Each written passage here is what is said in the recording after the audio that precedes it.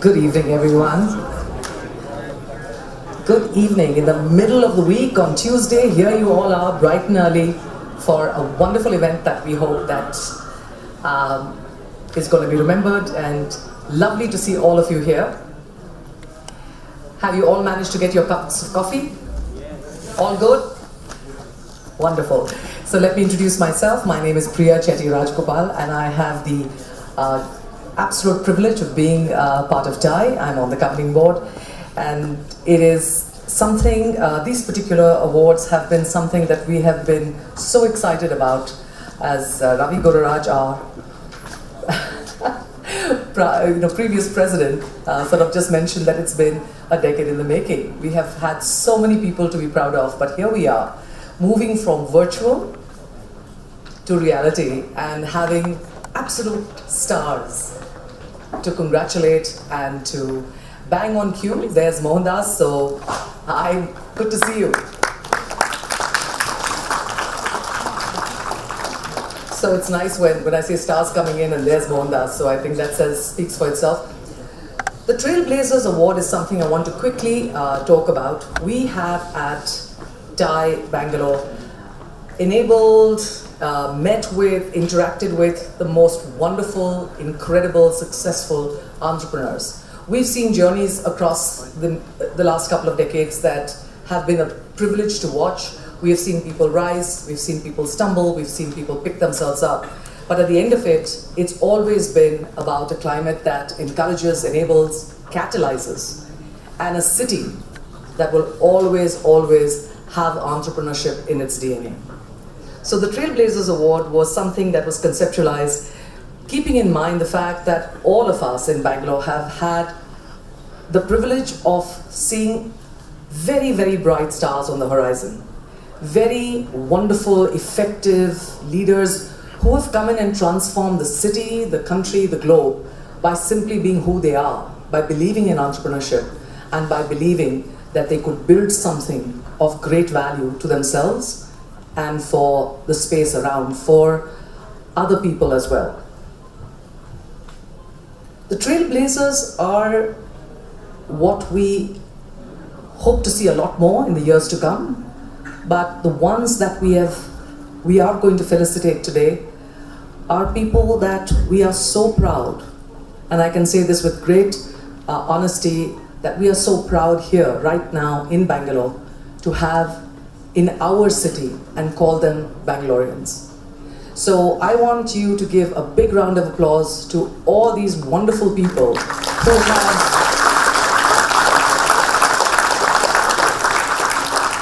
have been instrumental in absolutely catapulting our city to right where it belongs, which is right up there. So TiE Bangalore, both TiE as an entrepreneurial ecosystem and Bangalore as a city that has launched 1,000 companies, 1 million dreams, and is being recognized more and more for our unique DNA, which just seems to impel more and more dreams, business, multipliers, you name it. Bangalore is where it's at. So I'm going to, while sharing with you that the Trailblazers was of, recognizing people like these who are already so well known, so feted, so recognized, as well as those who have been always happy to share their stories with the world, share their stories and mentor others. I think that's been the biggest learning from those that we are felicitating today. So I'm going to call on Mother to be able to set a little bit of the context, and I want all of you to sit tight in your chairs and look forward to a really wonderful evening meeting a lot of wonderful stars. So Madan, over to you. Thank you, Priya. Good evening, everybody. Welcome to this terrific evening. Can we have another round of good evening, please? Thank you. It's such a delight being here this evening. When we announced the Trailblazers Award last year, we were completely stuck with the pandemic. We were in the middle of the pandemic, and despite all of our intentions to meet in person, we somehow wished with all of our hearts that next year we should do it in person. And lo and behold, here we are, the power of wishes.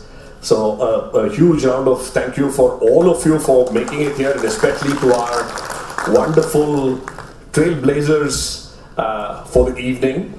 We're delighted to have all of them with us, and I'm sure, it's only a matter of minutes by the time we get them onto the dais. In our whole philosophy, Sajjanara Sangha, or being in the company of good people, has been repeated often. And it is said that the moment you're in the presence of great people, the greatness rubs on and that energy pervades. Trailblazers, for us, is a way to bring that Sajjanara Sangha or the energy and the greatness of the journeys and of the power that each of them exude to rub off on each one of us, both in the physical and the virtual worlds. And that's the whole concept that we have. Bangalore has been that city of dreams, that city of entrepreneurial dreams that has spun off hundreds of impressive journeys. And what we decided at the board of TiE last year was, let's start by celebrating, applauding and learning from those journeys. We started last year, as I mentioned, we chose the World Entrepreneurship Day, 21st of August every year, and 2021 was when we launched, when we announced the awards, and we did the same thing this year as well. We announced it on the 21st of August, very appropriately on the World Entrepreneurship Day.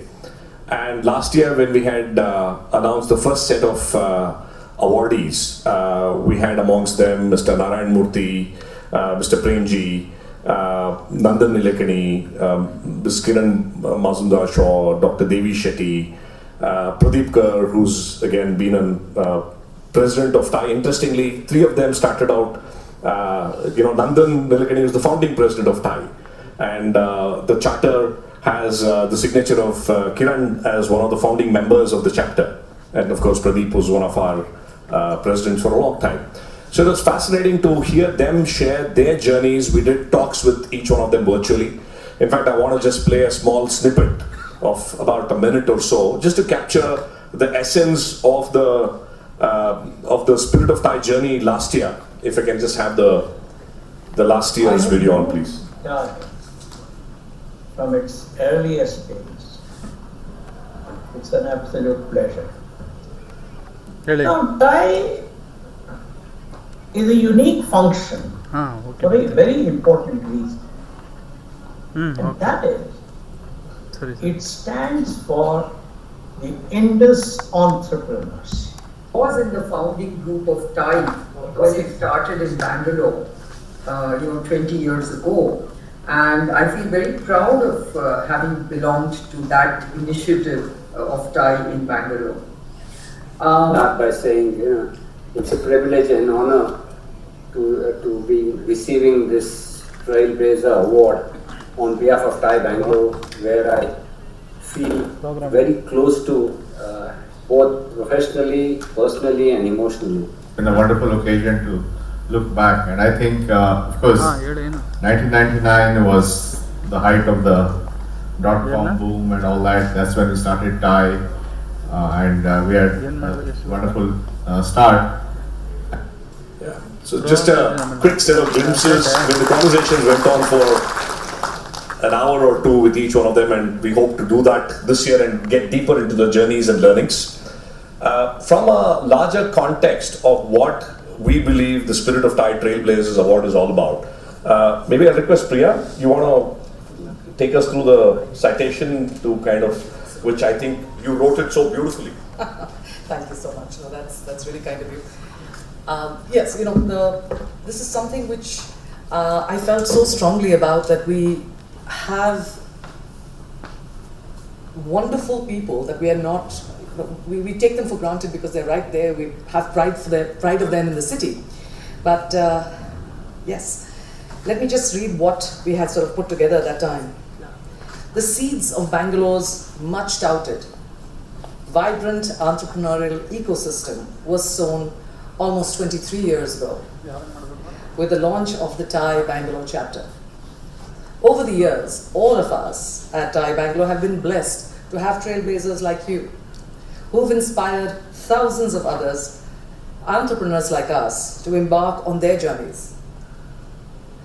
We remember not only your stellar journey, but the legions of spirits you ignited to tread on the path of entrepreneurship, putting Bangalore right there on the global map. You changed the face of Bangalore, the city that started it all. You changed the face of business and entrepreneurship in Bangalore, India, and the world. The world may honor you, but Bangalore, the city that started it all, will always own you.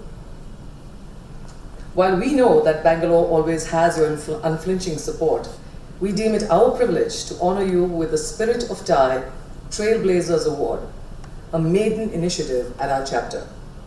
While you have been feted nationally and globally for your entrepreneurial spirit, soaring achievements, significant initiatives of giving back to the society, we also know that Bangalore will always have a special place in your heart, given your own pioneering leadership in creating this vibrant ecosystem. From all of us at the board of TiE Bangalore and the entire charter member community, we thank you for being who you are and trust that you will allow us the pleasure of honoring you through this award. So that is the Trailblazer, and let's have a good round of applause for all of these people.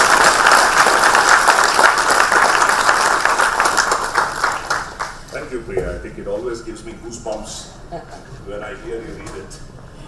And also sometimes taking false credit, you know. It's very, very nice when you say, okay, you know, these are our guys. Bangalore, we own them, and we do.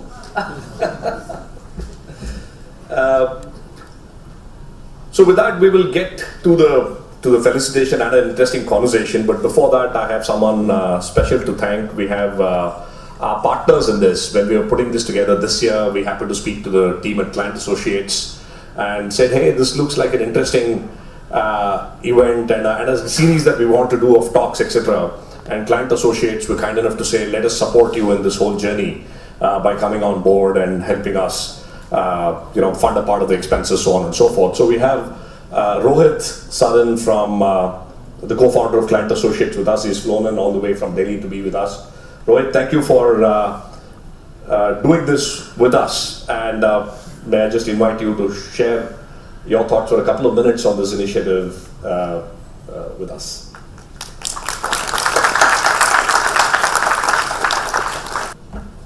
Thank you, Madan. Thank you, Priya, and very good evening and good afternoon to all the guests. I think Madan is very kind. He doesn't need to be thank you to me because I'm not an outsider, I'm an insider as far as the TiE community is concerned.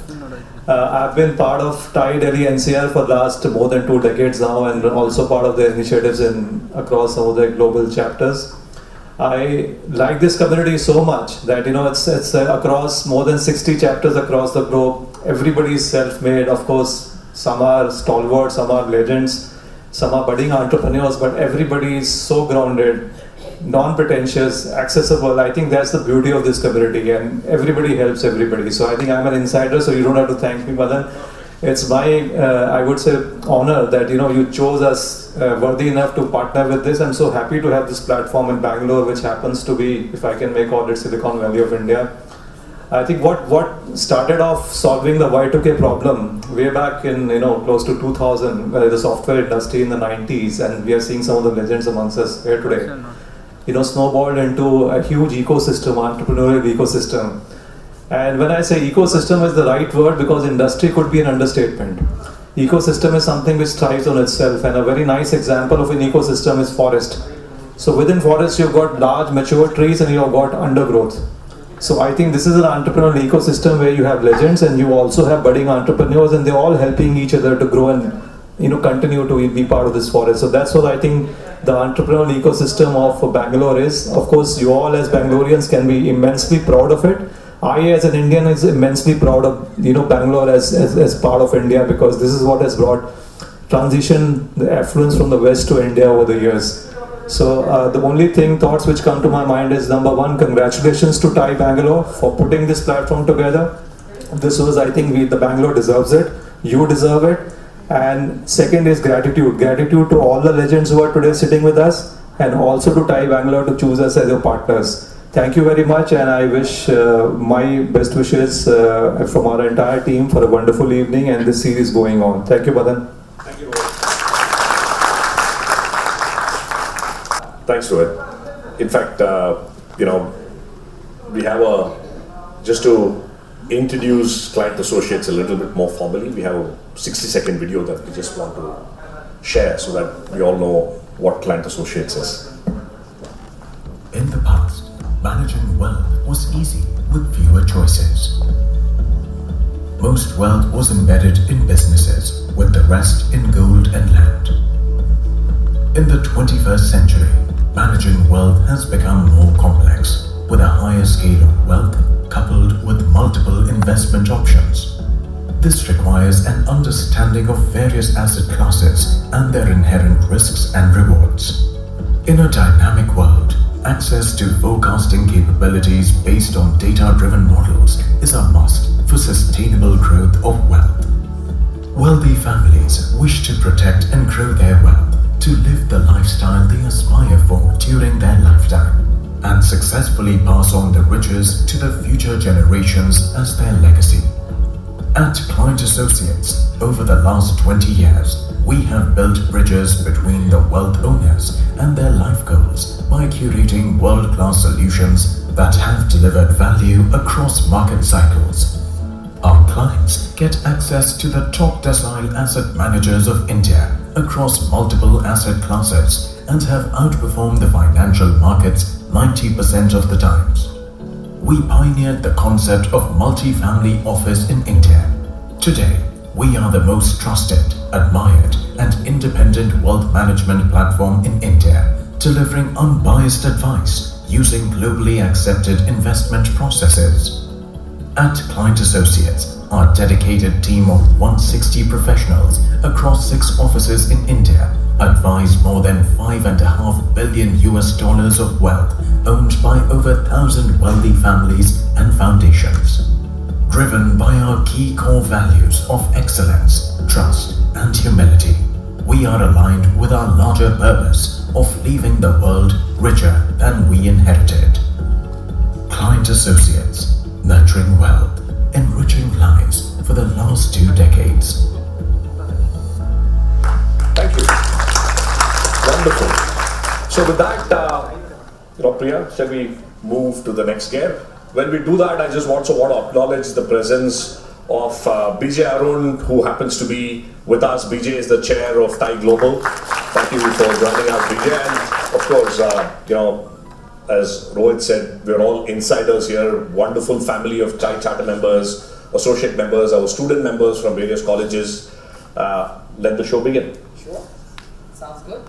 So, well, tighten your seatbelts, everyone. We're very excited. Lovely to see a full house. And I'm going to start by requesting our awardees to come up on the stage. And in order to do that, as you know, we have a vibrant chartered member community. We have wonderful associate members. So we have, let me just ask first our chartered member Pratik Madhav to please come up, and we will request him and associate member Gauri Shankar and Vinay N. Please do come and accompany Mr. Ashok Soota to the stage. And a round of applause for our awardee.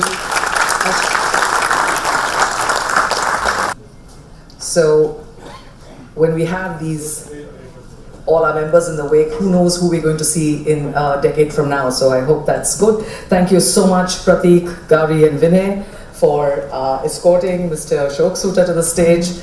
And let's have our next set of charter members and associate members ready to escort Captain Gopinath. So, where do I see, can I have a chartered member? Thiru Venkatam, is he? Yes. Thiru, welcome, and I hope you're all set to get Captain Gopinath on stage. Himanshi Singh, our associate member, and Vanita Ashok. Is Vanita here? Hi Vanita, good to see you. So, Thiru, Himanshi, Vanita, please escort Captain Gopinath on stage. A big round of applause.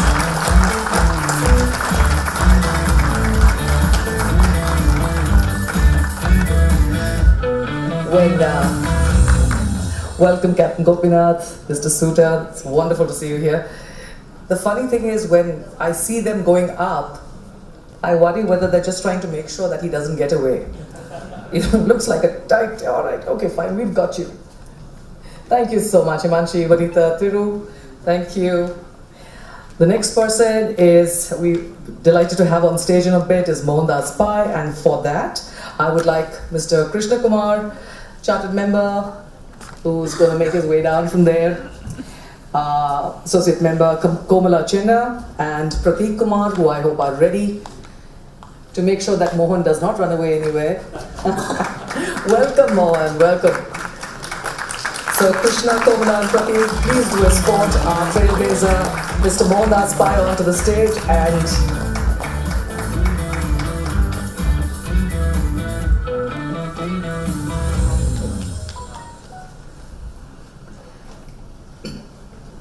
we will be expecting our next guest in a very short time. But in the meanwhile, I'm going to, we can't beat TiE. Welcome, welcome. So, we can't be TiE. We can't be Bangalore without having a hybrid event. So of course, just to be able to break the stage, we've decided to virtualize our next two guests. So our next two trailblazers, Prashanth, Prakash, is going to come in on Zoom in just a second. We'll see that in a bit. Yes. Prashanth, welcome. It's good to see you. While we would have been delighted to escort him up on the stage, but let's just, at least if they are here, please stand up, Dilip Jain, Fatima and Rupa Rajan. Are you there? You can just stand up, and can you virtually escort him onto the Zoom, please? Prashanth, I hope you're feeling good. These three people are all set to escort you onto the screen. Maybe we should have got them on Zoom as well. Yeah, right. So how do you think we'd like to do this? Do you want to sort of come up and just sort of do the rah-rah? So come up and do one more thing. This way we can make sure he doesn't get away, right? We've made sure all three guests are right here. They're not running. So here is one more. Prashanth, thank you. And as I said, hands up for Dilip, Jain, Fatima and Rupa, who are ensuring that he stays on the screen.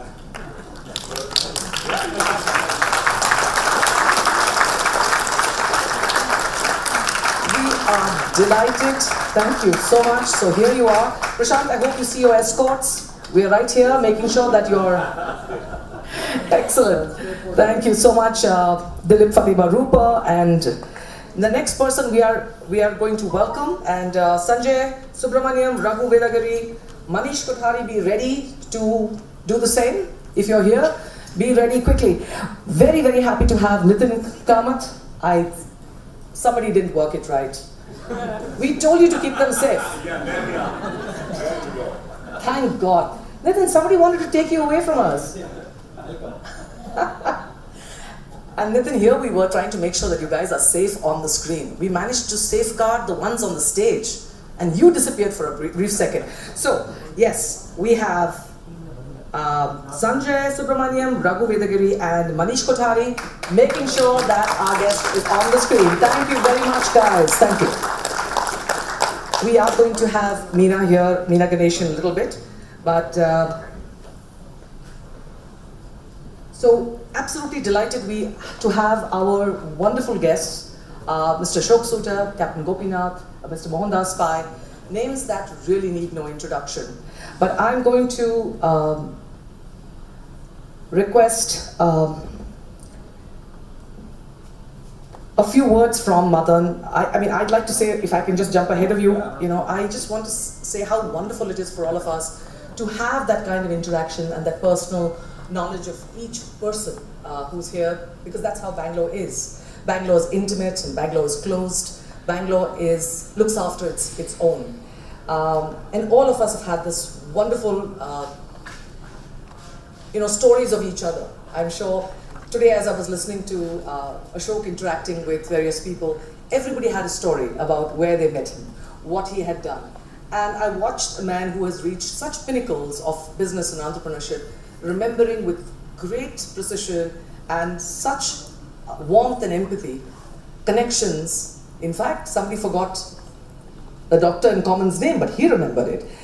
This is what makes people so separate and so wonderful and so a class apart in terms of what they do. They're always people for people.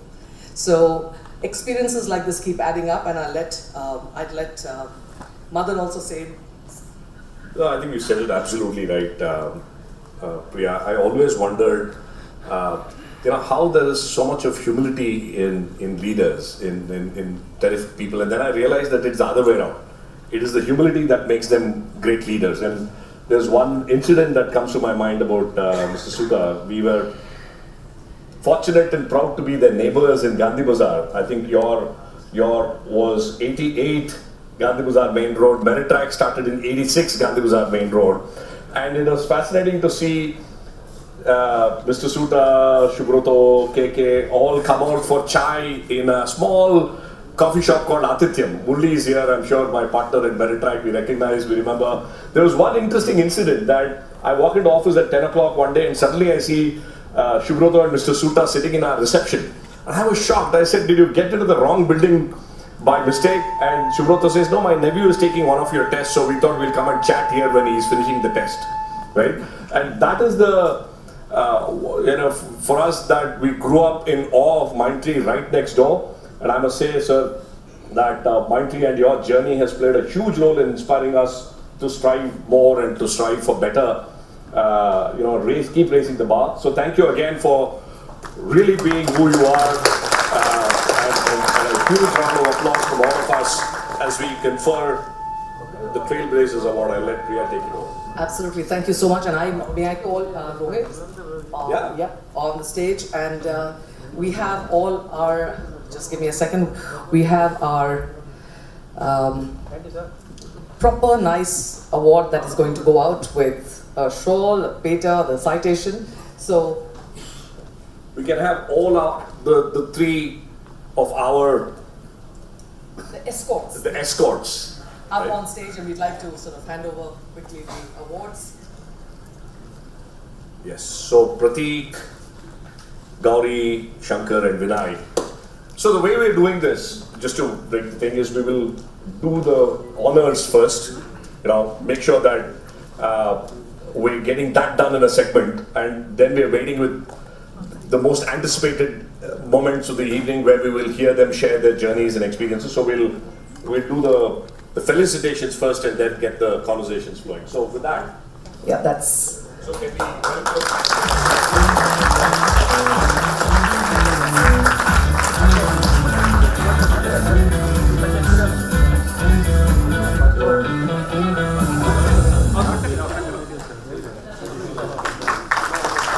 And can we have, I think we can have Rohit on the stage. Why don't you join us?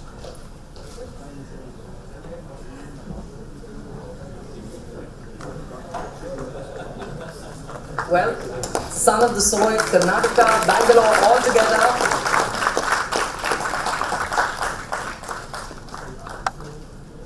This is the citation. Okay.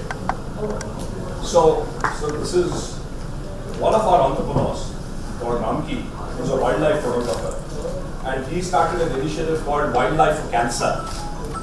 So the proceeds from the sale of his pictures go to supporting underprivileged kids with retinoblastoma, which is a cancer care initiative. So we thought a tiger would be very appropriate for all the training. Yes.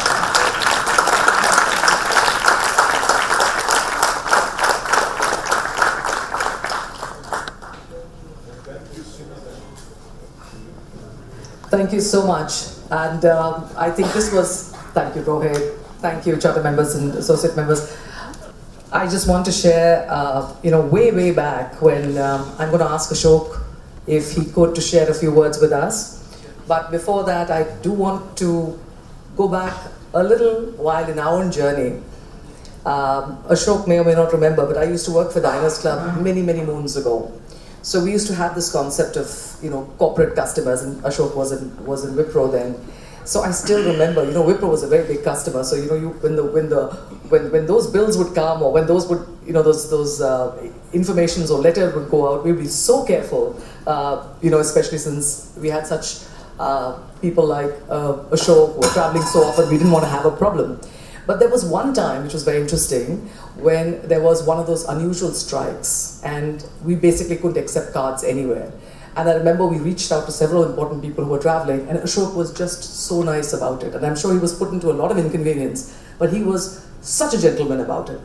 But I have watched him go, it's always been the journey taking people with him and taking the kind of commitment to ethics, to business, to being a completely rounded person, to want to give back as much as he has taken.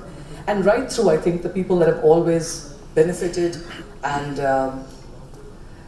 apart from Bangalore, sort of having such a star in its really with us, is the fact that he's always given back. So Ashok, you said just now a little while ago that you live this really full life, and we'd love to hear a little bit more from you in terms of what has been Ashok Soota and the Trailblazer all about. So please do share a few words.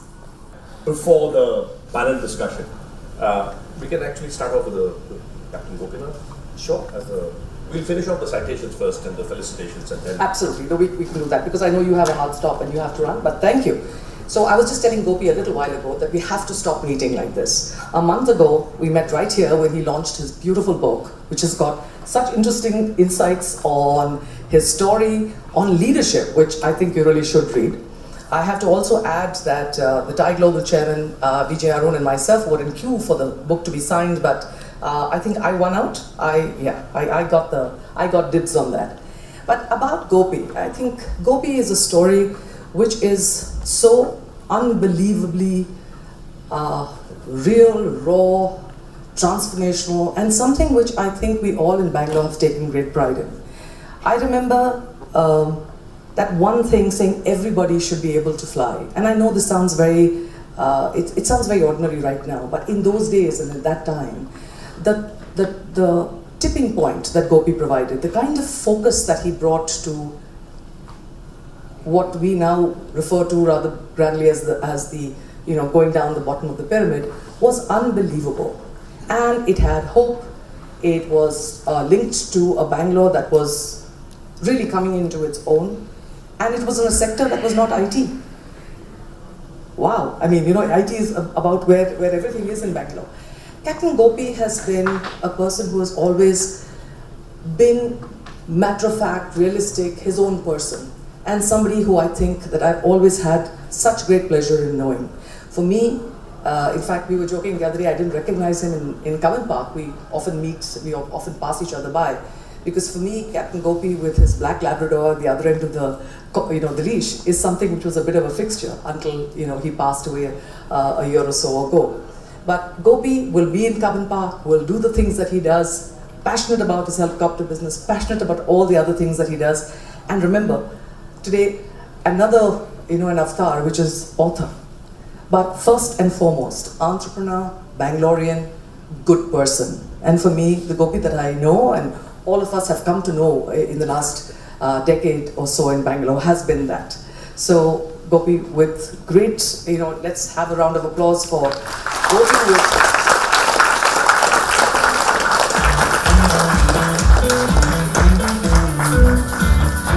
Let's get Rohit back and the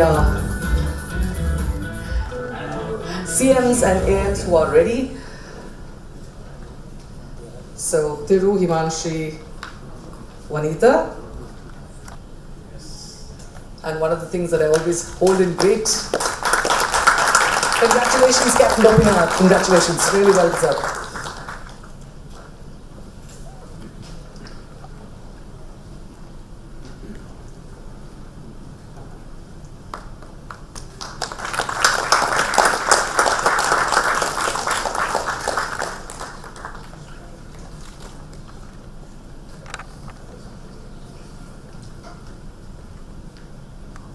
This is an absolutely beautiful, absolutely stunning picture of a tiger, well suited. But it's also a series for cancer patients. So.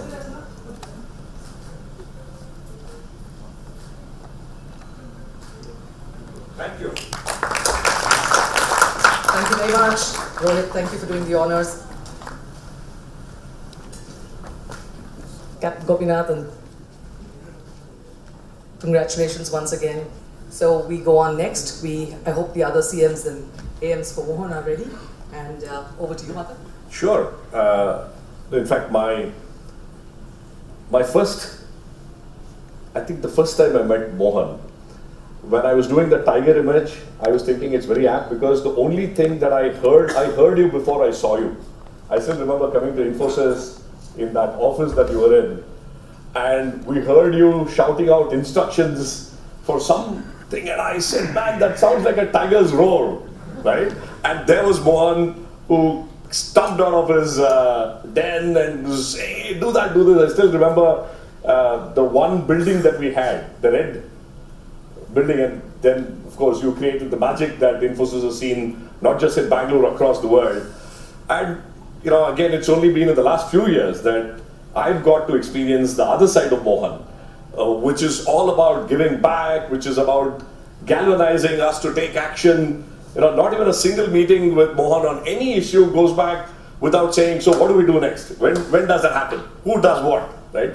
Mohan, thank you for being who you are, and a huge round of applause from all of us for blazing the trail that you have and for keeping us all very inspired all through. So thank you. May I request our AMs and CMs to join us as we do the honors. Krishna Kumar is here. It's very appropriate that Krishna Kumar from Simply Learn is here with us to ensure that an educationist.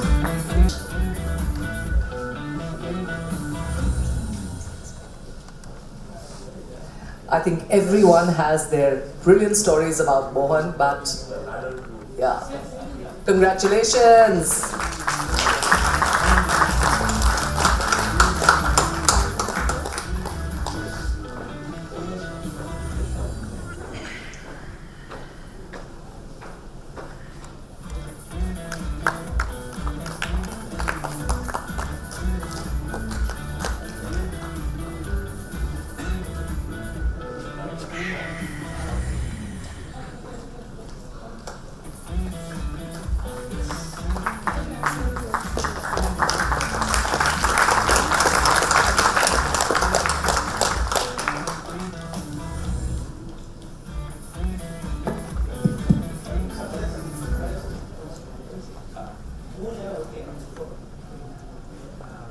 Proud to see all three of them, Prashanth, yeah, both right there. You know, this is what really Bangalore is about.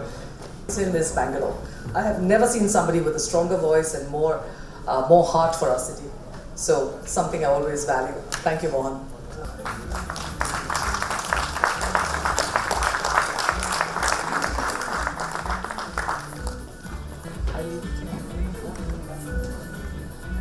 And now we go virtual with Prashanth in Singapore, and I don't know which part of the world you are in, or is it now inappropriate to ask, but good to know you are here right now with us. I'm going to ask Madan to quickly introduce you.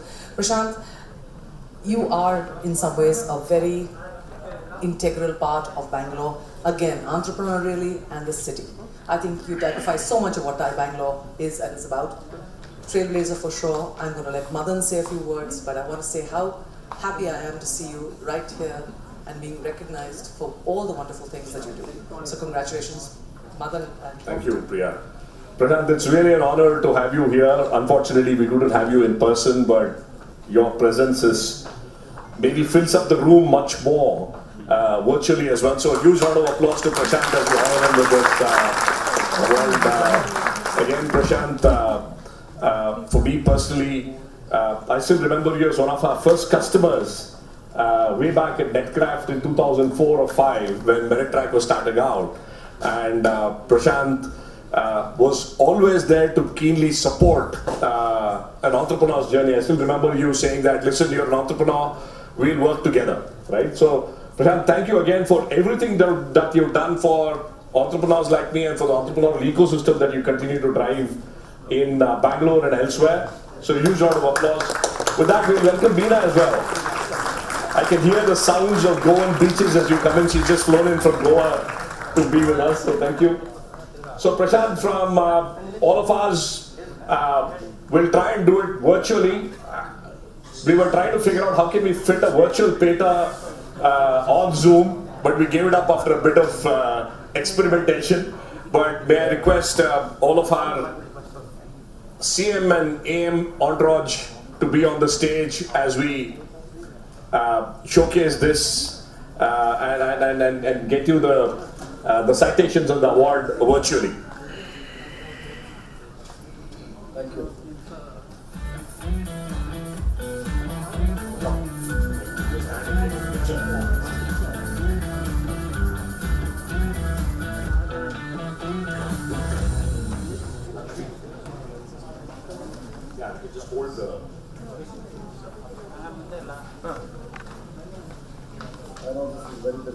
know if you can hear me, but Yeah. thank you so much for making the efforts.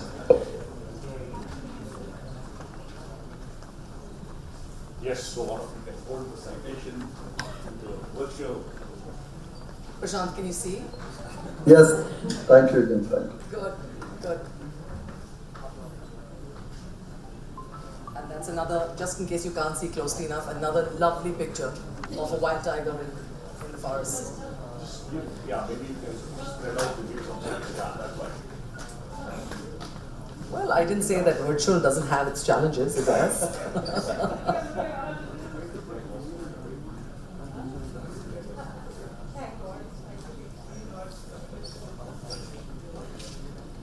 The better half. Yeah, I think we can hold the feet out. Thank you. Thank you. Thanks everyone. Thank you. Thank you. Fantastic. Thank you so much, Priya. Thank you. Bye-bye. Nithin, we're going to hold for just a second while we get our beach girl back onto the stage. But do we have the CMAMs for Meena ready? All right. Okay. Well, you can please be ready on stage a little later. But Meena, we had this system of having you escorted up to the stage. You've just missed that delight, but it's all right. I just wanted to add my little bit. We've had so much fun right now talking about all our wonderful trailblazers, things that they've done, and we are so delighted to be here. But Meena, I absolutely took over the chance for wanting to introduce you because you and I go back a long way. Meena and I go back a very long way, apart from the fact that I've always told her she's got the best husband ever.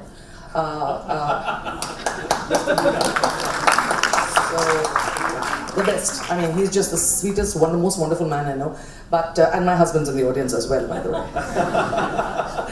So Meena, of course, denies it completely. Said, "What absolute nonsense! You don't know him." This is a couple that is wonderful, absolutely innovative, serial entrepreneurs, but they're also fantastic people and people with heart. I want to talk to you about a Meena that I met. I don't even think she would remember when she came in from Microsoft, and she was briefly one of my clients at Diners, and very quiet, very different. I never really knew I'd have this relationship with her as we moved forward. But to look at what she has done, she and Ganesh, but the 24/7, the Tutor Vista, and strangely enough, also Tesco. Remember, this is a person who also went back into a corporate career in between her entrepreneurial stints. And this is such an interesting story for all of us. And I think her little one was, your son was how old at that time? Maybe about 3 or 4 years old, and you were juggling like 100 different things at a time. But there she was, fabulous, fun, committed. And there was one moment in a CI leadership forum that we organized when I said, what is it that makes you different in this entrepreneurial space? And she said, I really don't know. But she said, I think I don't have a long memory. I forget what happened yesterday and I will focus on today. And it sounded like such a simple but important piece of advice for all of us who carry a lot of baggage with us. So it's not that I want to, it's just that's the way I am. And we've seen Tutor Vista, we've seen Portea. But with Portea, the reason why I have a special sense of connection was what work we did during COVID. And I know how involved she was, not just here, but across the country. And I also know that these are the things that make a huge difference when entrepreneurial ideas and businesses come from something in your heart. And when we met just before Portea was, I think, starting to take off, I remember Meena telling me that, she says, I struggled so much with my own father, and I kept wondering, how does this work? And how do we institutionalize this? And Portea was born.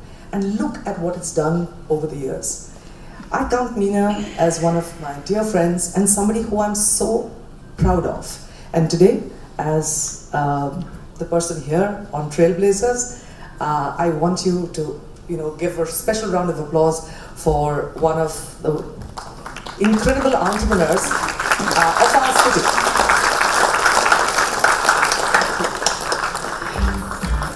Oh, we've got all that going for you, Meena. Rohit's.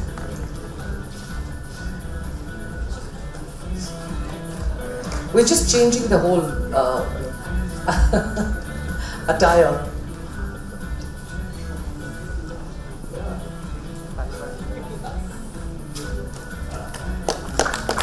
A big round of applause for Meena, Ganesh.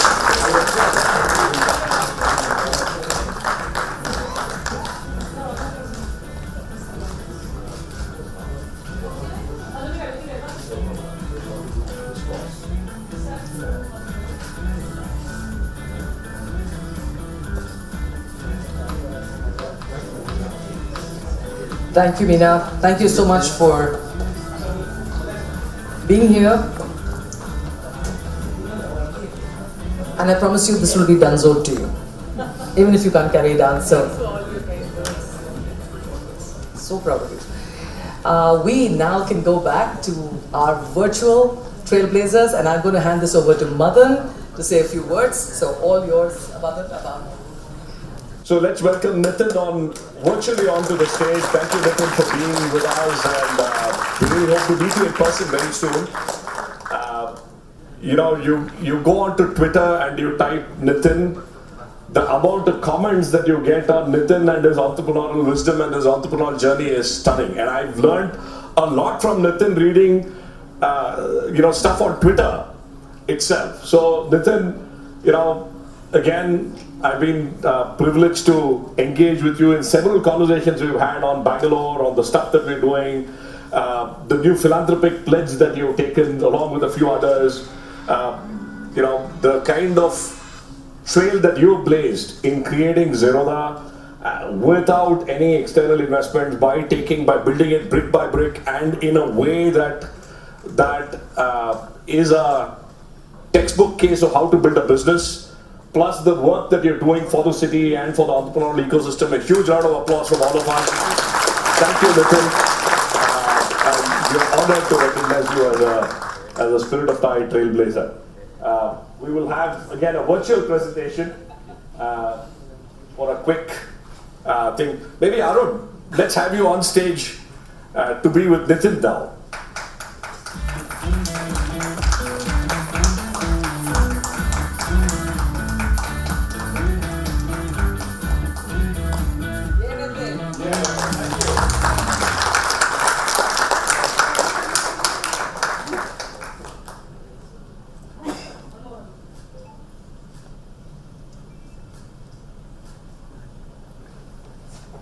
Thank you. Thanks so much, Aarin. Thank you, Nithin. Yes, we will start off on. By the way, there's a media request to have all four of you in one frame. If you can have the. Manish, you want us to have the stand? Yeah. We have not only the. Yeah, and we have, of course, Prashanth and Nithin. Yeah, I think we bring it out to Sanjay. Yeah, you can.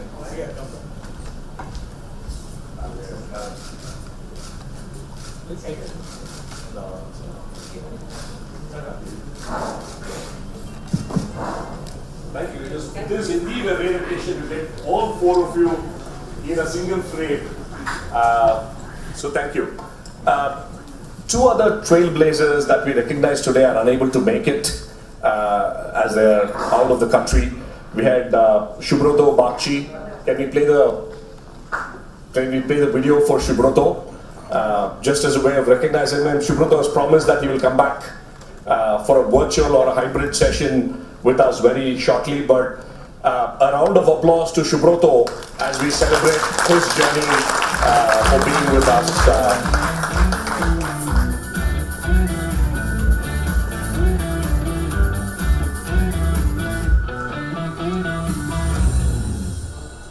We will make sure that I'm truly delighted. We will play the video a little later. Very, very. Yeah, and the other gentleman who was unable to make it in person today and be with us, he had to fly out last night, is Bhavish Agarwal of Ola. So let's all say Ola to Bhavish. Hopefully we'll get to say Ola to him in person very soon.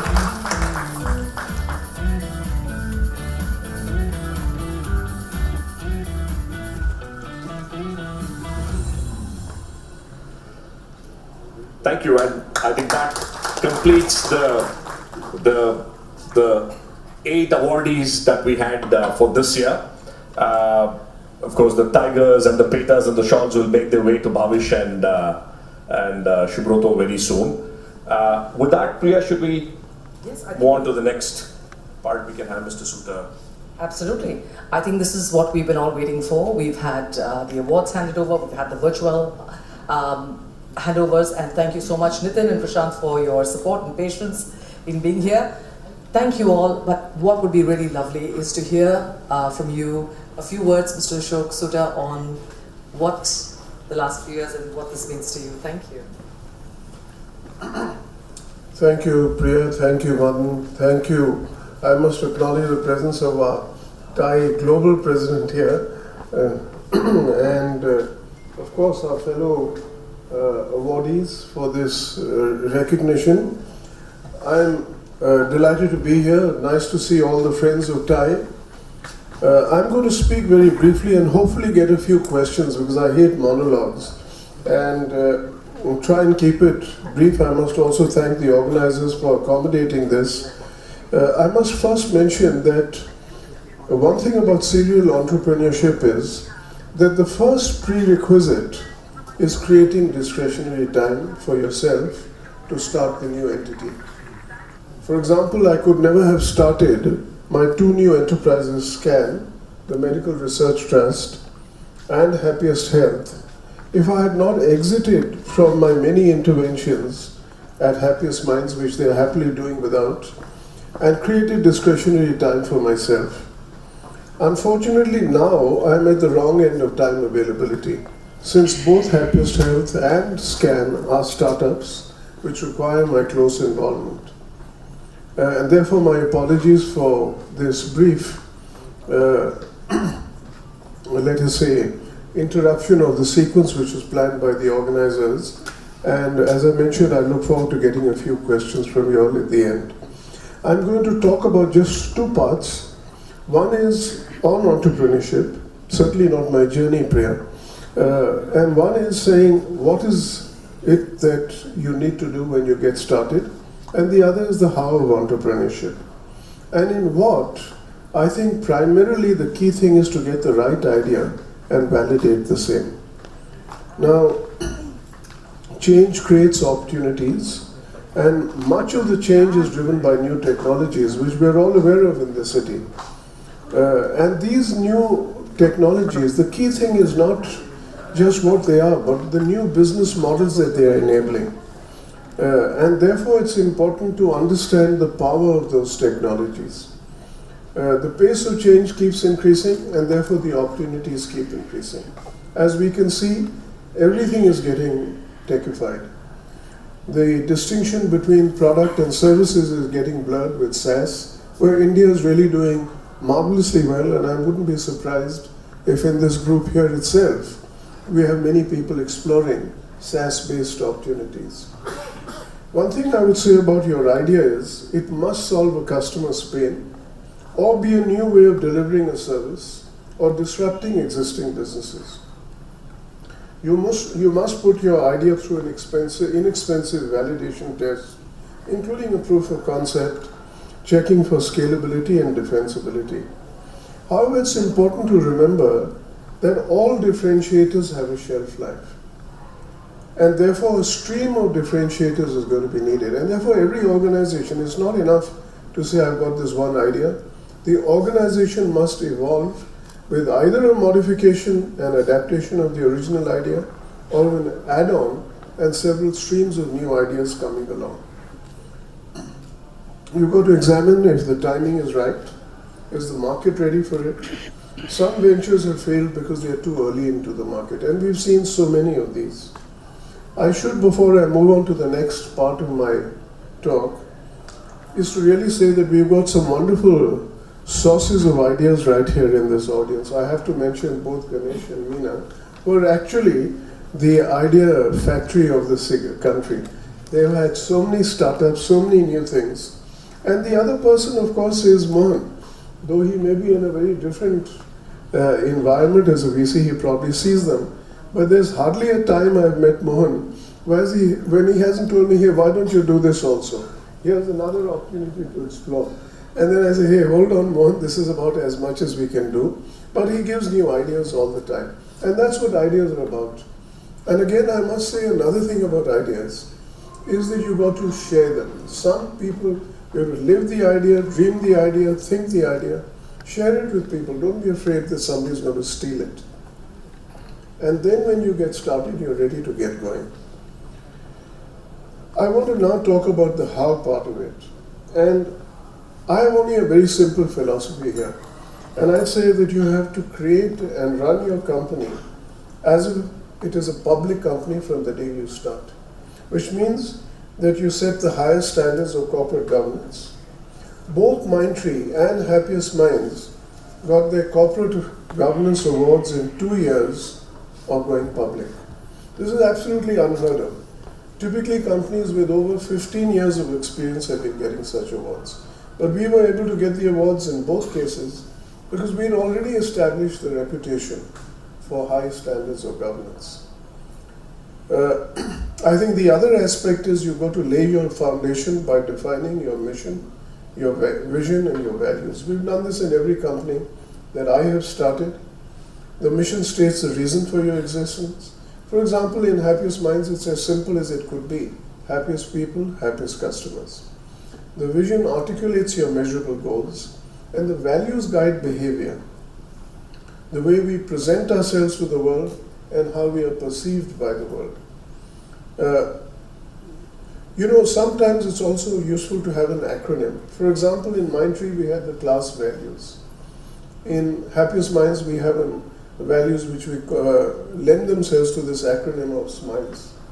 And even now, 15 years later, if I meet a person who's an ex-Mindtree mind at an airport or somewhere, they'll tell me how they remember the class values and how they live by them. I think it's also important when you're creating an organization is to consciously create a great place to work. This doesn't happen by serendipity. You really have to plan for it. It has to be a goal. It has to be something that you think is important. And therefore, you help to make it happen. And again, I may say, without being maybe being a little immodest about this would never have been part. What we've achieved at Happiest Minds would not have been possible without this conscious goal. Year after year, maybe 6 years running now, we've got recognized for being in the great places to work. And every time there's a new award, we also get onto the list. Top 25 for the best places for women. Top 25 in terms of best places for wellness, and so on and so forth.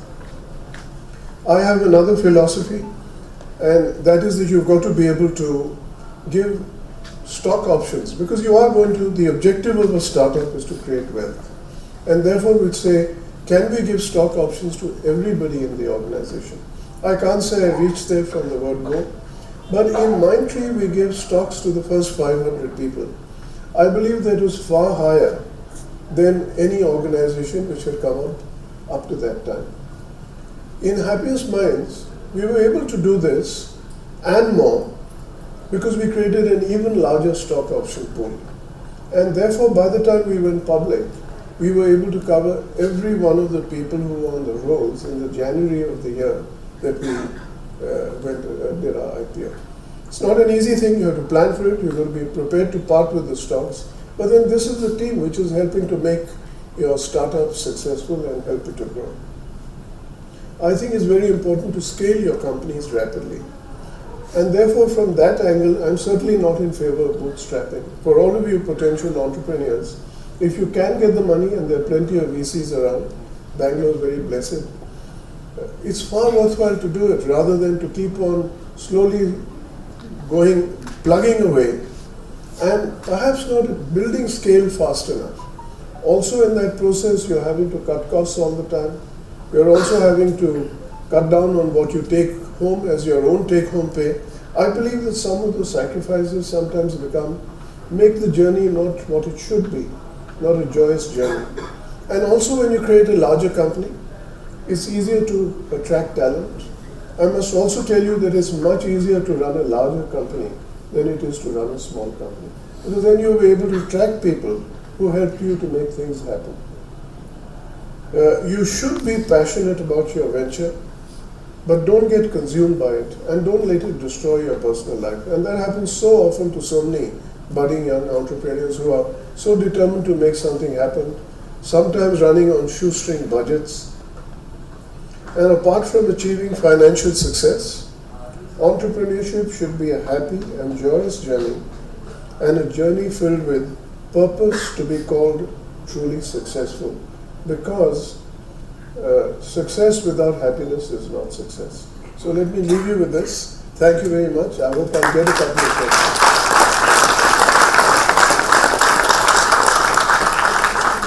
Yeah, well, you know, motivation is a very broad word you're asking. You're saying motivation for starting something new, motivation for working till the age that I'm working at as of now, and I don't really like to think about it. I believe that one thing, first thing is very clear, that one thing leads to the other. And I do also believe that motivation is not just starting new entities. It is a question of leading a full life, leading a life which is enjoyable. I go back to the journey of success. I do believe on another side that I think when you keep your mind stimulated, I think it is really like exercise for the mind, just as you need exercise for the body. I believe that, in fact, I marvel at, things where people are required to retire at a time when they're going to be the most productive. In Happiest Minds, we have no retirement age. You might say I laid it down as a philosophy in the beginning because I started it at the age of, say, 60. But, in fact, later than 69. So, but the idea is, look, keep people engaged. You keep your mind engaged. And if you do it along with also leading a full life, then I think one thing is just becomes self-reinforcing and keeps you going.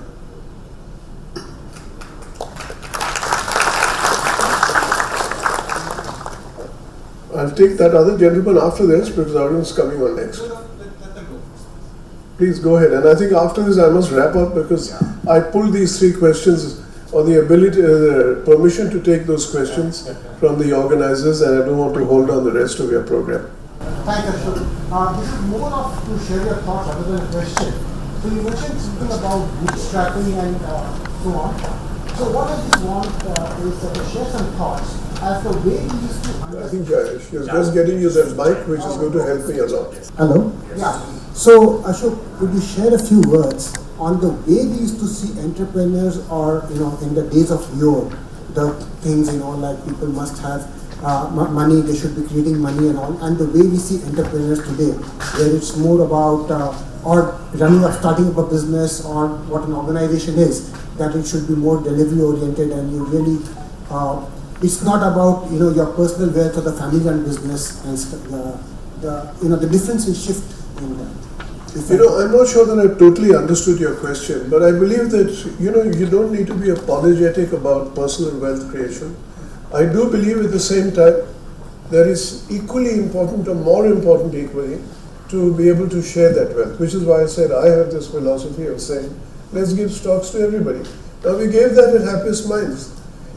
At Happiest Health we will do it too. In fact, within the next few days, I'm hoping to be able to announce the stock options to every single person within the company. But it's a much easier job here. We won't have the thousands of people that we've had here. Maybe we'll be able to distribute more. So that philosophy of wealth creation is not something to be apologetic about. I also keep hearing stories about, how much money does a person need? And in the end, there is a point that on a personal basis, I think there's a limitation to what wealth can do for you. But on the other hand, if you look at wealth as an opportunity to give and an opportunity to return back, a lot of sort of work like say Mohan is doing today, then you suddenly realize that whatever you've done is not enough. I'm in the process of creating a medical research trust, and I'm just hoping that I'll also make Happiest Health a big success, because then through both my stakes at Happiest Minds and at Happiest Health, I'll have created a corpus without looking outside. And therefore I'm trying to create a world-class research center based here in Bangalore. And for that you're certainly going to need a lot of wealth. So you do need that. You don't have to be apologetic about it. And yet at the same time keep in mind the people who will help you create the business.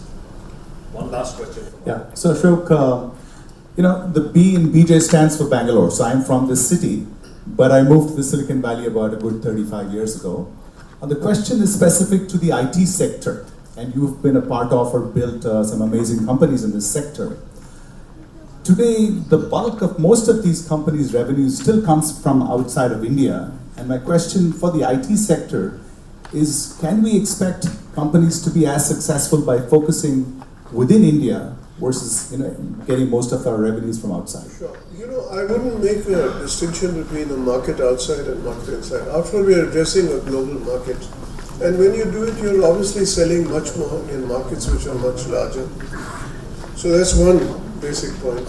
But it's, the share of the Indian market is growing enormously. And that's happening all the time. There are a whole bunch of industries now which are catering to the Indian market. So, if you look at the next generation of startups, whether it is all our logistics companies and all these companies which are in the payment world, there's so many of them. They're all after catering to the Indian market. So it's a question of where the market lies and addressing it. When you look at the proportion of business which comes from India, at both Mindtree and Happiest Minds, we've always had a very large percentage. Because I always believed that we've got to be able to create a good base here. And that is also sensible as we were starting off, because we could get some very good use cases in India. Today, India is not lagging behind in its implementation and solutions. So we get about 12% of our business in India today in Happiest Minds, which I think is a good number, because you've got to compare it with the size of the total market. And we need our share of the market that we have in every market we operate in. So that's the way it goes. But I'm sure our newer industries, I don't know too much about our friend here, Zerodha, but I'm sure his market is all India. Of course. That's why I limited it to IT, because I knew there are captains, OP, etc. That's a function of how markets evolve. Thank you. Okay. Thank you very much. Thank you so much, Ashok.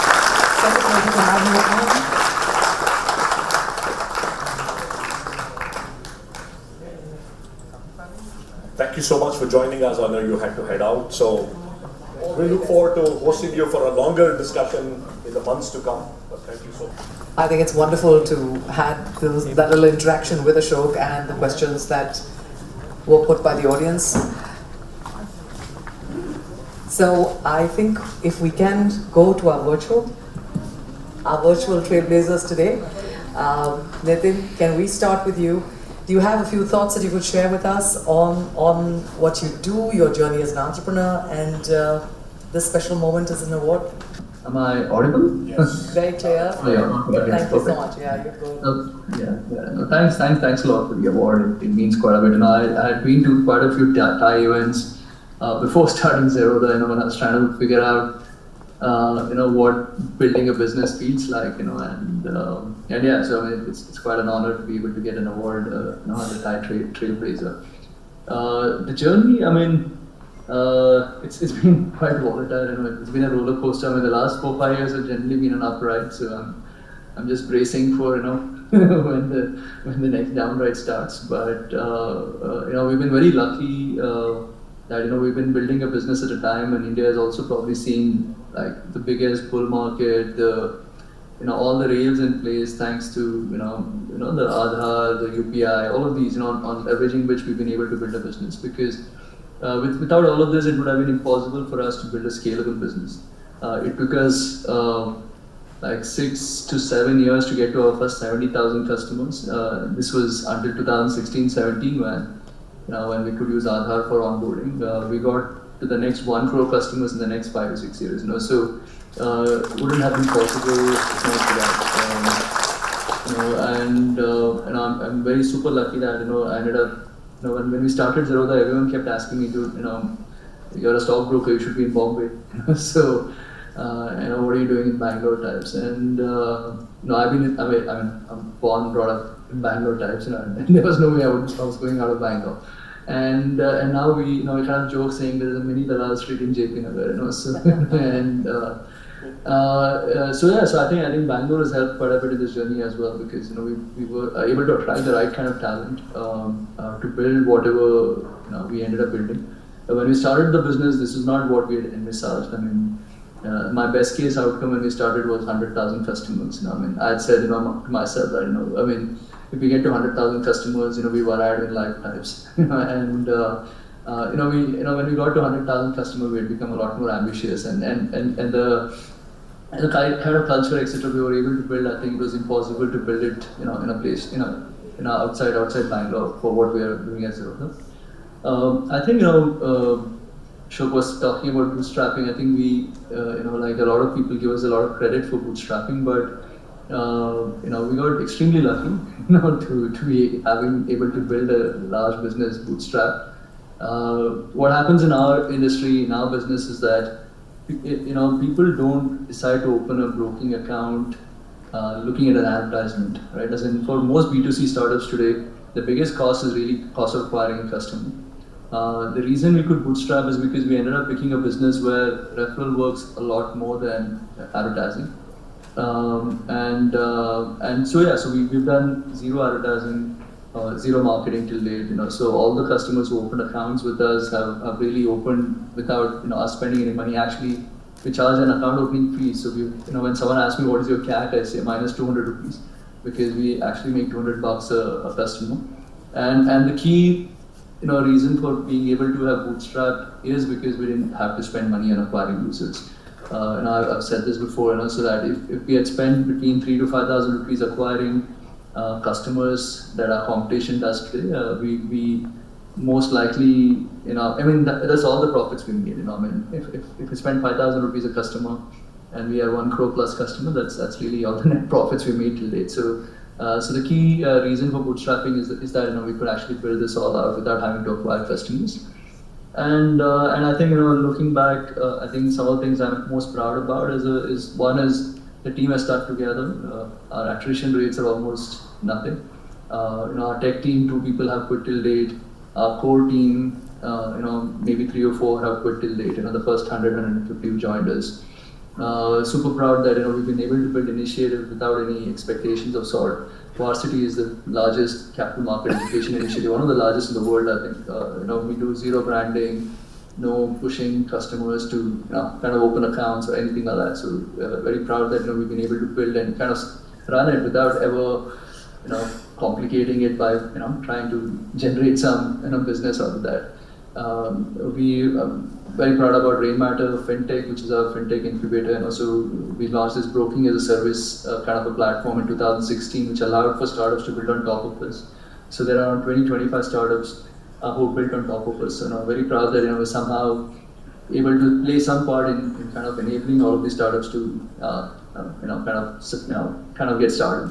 And now with Rainmatter Climate, we've committed to give back most of our success to our foundation, for creation of livelihood and climate change and initiatives around that. So this really have been the journey, and so there's been a lot of right place, right time, and thanks again for the award. Absolutely fantastic. Thank you, Nithin. Thank you, and do stay on. We have an interesting format. What we're trying to do is to just get 2-3 minutes of initial thoughts, and we're going to have an interesting fishbowl questions that are going to come up, but maybe we will alternate that a bit. Yes. Yeah. Shall we shuffle that up? And now that we've done virtual, perhaps we. Mohan, would you like to go next on your thoughts for? Thank you very much for this. I think society moves forward because of entrepreneurs who have an idea, like Ashok said. And if you look at human history, it's the power of the idea that has brought about change. An important thing to understand is not the idea itself, but how powerful you make the idea. A lot of us have ideas, but you don't make the idea powerful. And to make the idea powerful, you have to think through what needs to be done and make sure you assemble a team which can work with you and inspire them. And entrepreneurship is a very lonely journey because the buck stops with you. You have to pay the bills. And you have to pay the bills. So you've got to find money. And if you don't have money and you bootstrap, it's very, very difficult because you wake up at midnight and wonder when I'm going to pay the bill that is coming due next time. I'm sure all of us remember that. And I think it's a very difficult journey. And then you have to constantly inspire people to keep the passion going. So you need to have unlimited energy and passion. That means you have to be self-motivated. You cannot be motivated by the fact you could be successful and a billionaire, because the chances of an entrepreneur being very successful is indeed very remote. The more entrepreneurs fail than succeed, and we know that. And those who succeed because they persevere with the idea, they execute very well, and they change what they're doing in case they find it doesn't work. They're not married to the idea, but they're married to the concept of entrepreneurship. An entrepreneur has no work-life balance, despite what Ashok says. Let's be very clear about this. He's 24/7. He's 24/7. There's no work-life. Work is your life. And if you don't believe work is your life, be a manager and have a nice work-life balance, or whatever people do today. And I think it's important. Next, you have to create value, because there's only one person who pays the bills to you, and there's a customer. You need a customer. We have this trend like people give you unlimited amount of money because they got unlimited amount of money, and they judge you by how you spend the money. That's a very interesting concept, but doesn't work all the time, because you must remember, when you take money from somebody else, you have a fiduciary obligation to the person who has given you the money. The money is not your own. Yes, you can fail. It's quite okay to fail, but you must try your best and not fail because of want of effort. And failure is fine, because everything is not going to succeed in life. And you know, if you're a very good entrepreneur and work it well, the chances of success are much higher. Next, you must make sure that you stand for a set of values. For sustainability, values are important. For sustainability, the brand is important. The knowledge is important. I mean, Nithin stands for a certain set of values, and that's why I think he's very successful, because it is rock solid. And that's what brings in more customers, you execute well, and they trust what you do. So trust has to be earned. Trust cannot be commanded. And trust has to be earned, and trust is earned by performance alone. And one important journey that all of us need to understand is, you should be judged by the leaders that you create. You cannot be the numero, and think that you're a superman, a superwoman who's going to be there all the time. Because you need to have people around you. And how do you inspire them when they don't wake up in the morning with enormous energy to come and bang their head against the wall till the wall falls, or they fall 6 feet ahead? So I think it's very important to imbibe that passion. And the passion cannot come by throwing money. Money is important, but the passion comes because they believe in what you're doing, and they believe that they're going to succeed, and they believe they're going to change things in such a manner and that will work. And I think that's a very important attribute of entrepreneurship. And an entrepreneur should also realize when to get off. Because an entrepreneur by himself or herself does not have all the cables to build a big corporation. And if you go big, you're limited by your own capability. And time you realize that you're limited by your own capability is the time when you have to hand over the reins and stay what you are. And I think this is a very important thing. And in the United States, they found a very important message for entrepreneurs. That is, a person starts a business, he puts in his own capital and grows the business, like Walmart or maybe Bill or whatever it is. And then once you come to a size, you take in capital and you treat the capital like your own, and you grow it, you have a sense of values. You don't use the money for a personal purposes, you sacrifice and plow it back. It's very important. When you get money, you don't go buy a car. You don't go to the fanciest restaurant. You don't go buy business class. You stay in crappy hotels, eat one meal less, but keep the money so that you have your own capital, and that is what compounds. And frugality in use of capital is extremely important to be successful. We keep telling our entrepreneurs that till the day you become very successful, you must have the largest stake in your company, because the economic value should be to you, and should never become an employee. We find so many people who dilute so much, raise capital, then most of the funds and investors are run by young people who never build a business. They got a degree, they come and talk well, but they never build a business. And they come and advise you how to run the business. It's blind men following other blind men, I guess. And then you end up with a small stake, and I don't know what you're doing. If you don't work for yourself, and you don't enjoy the benefits of your own enterprise, there's no point being there. So we have to make sure, as venture capitalists and investors, that the entrepreneur always has the biggest stake, and because you are riding on the back of the entrepreneur, and if the entrepreneur succeeds, you succeed. But the entrepreneur has to have ideas. And when you advise the entrepreneurs about strategy and other things, you must make it sure that the entrepreneur is going to take the final decision. And that is a very difficult job, because if you think you know better than the entrepreneur, you should run the business and not the entrepreneur. And I think that's very important. And then like in the US, you become an entrepreneur, you become get capital, and then you set up management, and then one day you step down, you sell your stake, because all businesses are for sale. The mortality of business is enormous. Research proves that most businesses die in 25-30 years. So you must know when to get off. And if you're married to your business and think you're going to pass on for the next few generations, best of luck to you. It could happen sometime back, now it doesn't happen. And once you say that I'm going to hand over and I'm going to get money, maybe you become an investor, maybe you do a lot of things. But I want to end by saying, we must make enormous amount of money. Greed is good in a way. You must make good money. Ethically, but not unethically, not by cheating the public, not by doing things wrong, in the right way, by creating value, not valuation alone. And the power of money is the power to give away. Because please remember, when you're past 60, all this hits you. When you're younger, it doesn't matter. You're born alone. You go on the journey alone. You meet a lot of people in the journey. After that, you go alone. You don't carry your wealth. But what you can carry is the goodwill of people who turn around once in a while and say, he's a jolly good chap and a jolly good girl, or whatever they say about you, right? And because the greatest emperors of the world, the most powerful people whose statues are there, have the birds sit on them and shit on them every single day. So much for power. And that's why humility is important. I think we have to be humble. Because the higher you grow, the bigger you become, you have to become more humble. Because you must realize that your success is not due to your God-given gifts or your own gifts or your intelligence, but due to many chance occurrences which happen to you. And they could happen to anybody, but the fact is, happened to you and took advantage of all of them and you turn it off. The chances of somebody succeeding is very, very low.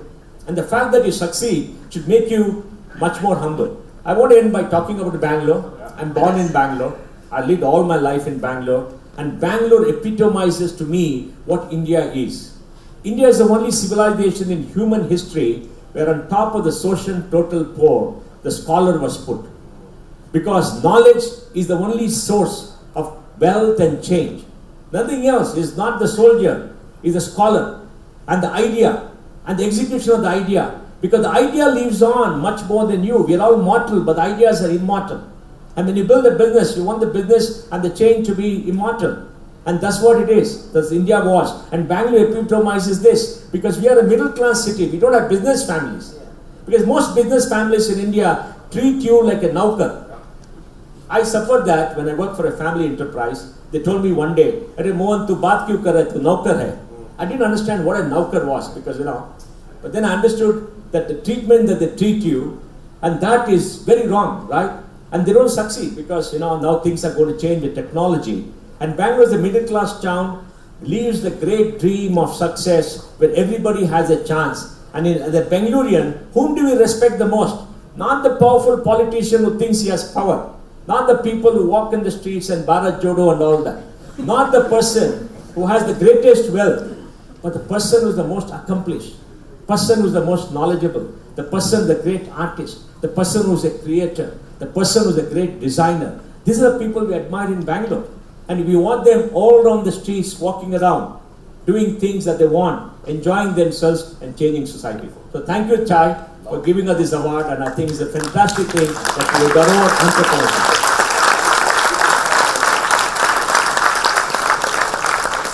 Thank you so much, Mohandas. That was absolutely fantastic. And just like what you epitomize, so many wonderful contradictions. Be greedy, but give it away. I loved the different pulls and pushes of what you said, but at the end of it, as I said, all of us believe. See, all of us will become billionaires, right? Yeah. Inshallah. So thank you so much for that wonderful insight. I'm sure all of us enjoyed the depth to which you went and to where you flew. But Bangalore boy, at the heart of it, we'll always take great pride and ownership for you. Let's get to Prashanth. Can we get to Prashanth? I don't know what time it is in Singapore, Prashanth, but I know we're keeping you up. But we're looking forward very much to hear your thoughts on this incredible journey, which has been so much you, your growth, the city that you're so, you've given so much of your time and life to. Would love to hear your thoughts as an entrepreneur, as an investor, and on your city. Thank you, Madan, Priya, and TiE. It's a real honor, and it's a real honor not only because it's TiE Bangalore, but also the fellow folks that I'm being honored with. It's a real pleasure to receive this with all the great stalwarts on this panel. I guess my most fortunate moment has to be being born in the city, and the second most fortunate moment is me somehow mustering the courage in '95 of taking that bet to move back to Bangalore. It was not very common in those days for people to kind of just come back and set up a business in Bangalore. It was easier to set up a business in the US. But I said, okay, let's do it in Bangalore, and since then, I guess, like Nithin said, I think there's a lot of things that have just been being at the right place at the right time, and just being lucky, really. So just about the time I started as an entrepreneur, the whole internet and the web era started to happen, and Netcraft kind of was able to ride the wave. But post-Netcraft, my college classmate Subroto and myself were able to start out one of the first venture funds in Erasmus, and we have come a long way as a country. So I just need to give you this anecdote. When we were running the first seed fund, you would actually wait almost a month to receive a business plan. There were months where you would have a month where you wouldn't even receive a business plan. And that has now shifted into a moment where we have thousands of entrepreneurs starting up every month in our country. So it's in these 18 years, it's good to have been part of this journey. And of course, it all started in my mind with folks like Sachin, Baby, Nithin, all of them really being great role models. I just like you had the previous era where you had Narayan Murthy and Premji and Ashok, Soota and Subroto Bagchi being great role models for that phase of entrepreneurship. I think for this phase of entrepreneurship in this decade, last more than a decade, you've had some great role models. And today we are, I would say, at that decadal moment in our country where there is a belief that we not only can build for this country, as in build great businesses and great products for this country, but we will build in India, build for India, but the same products will work anywhere in the world. So going from a services country to a product country, I think is a huge transformation, and we, I think, are just very, very well positioned to become a nation that has got its right time, right? So we have now all the tailwinds in our favor. So it's really great to be both an entrepreneur and a VC in this era. Beyond just Accel, I've tried to see how we can play a role in 3 areas.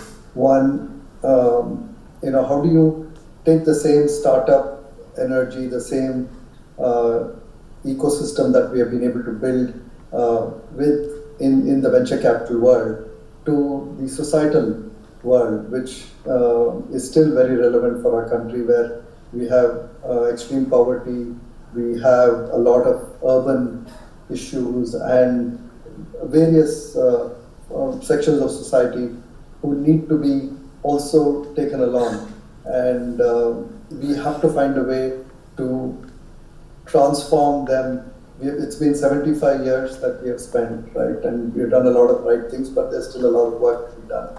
Can we make the next 25 years meaningful for not only the top 1%, and we have all been very fortunate, and we have created what we can create, can in the next 25 years we make a big difference for the other 600, 700, 800 million people in this country, and really show the world how India can be a more benevolent and a meaningful society for everybody. So that's an area that I'm trying to focus on, and there I think again we have great role models. There was the era where the first generation of Mohandas, the Nilekanis, the Murthis started giving in their 50s, and then you had people like Nithin and Nikhil and these folks starting to give in their 30s and 40s. So the idea is, how do we channelize and how do we leverage this this new wealth to transform and work on societal problems that still need a lot of attention and challenge. And finally, I will just talk a little bit about climate, and this is an area that Nithin and me are doing some work on. I think there is a great opportunity again for our country to take the lead here, not only because we have the most polluted cities and we have some of the biggest challenges. I think because we have the engineering capability, the science that is required to make a difference in this space globally. And we are early days, but I think this is going to be the biggest opportunity of the next decade, and looking forward to working with entrepreneurs, with other fellow VCs and other forms of capital, global capital, to make sure that the next generation has a planet and has an environment that we have left behind and we have done something to protect. Thank you.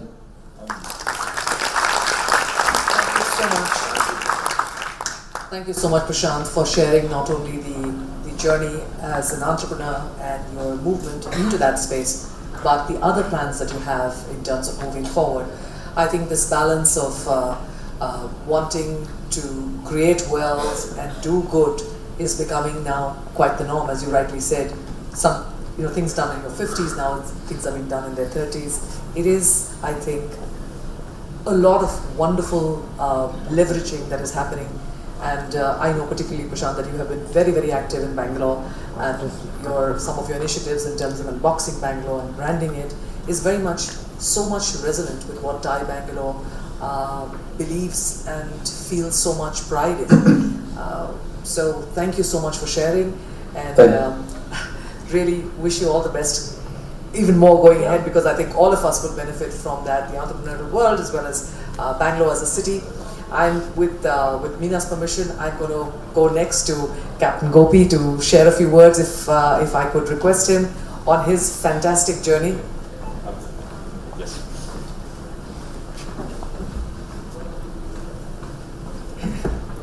Thank you, Priya and Madan.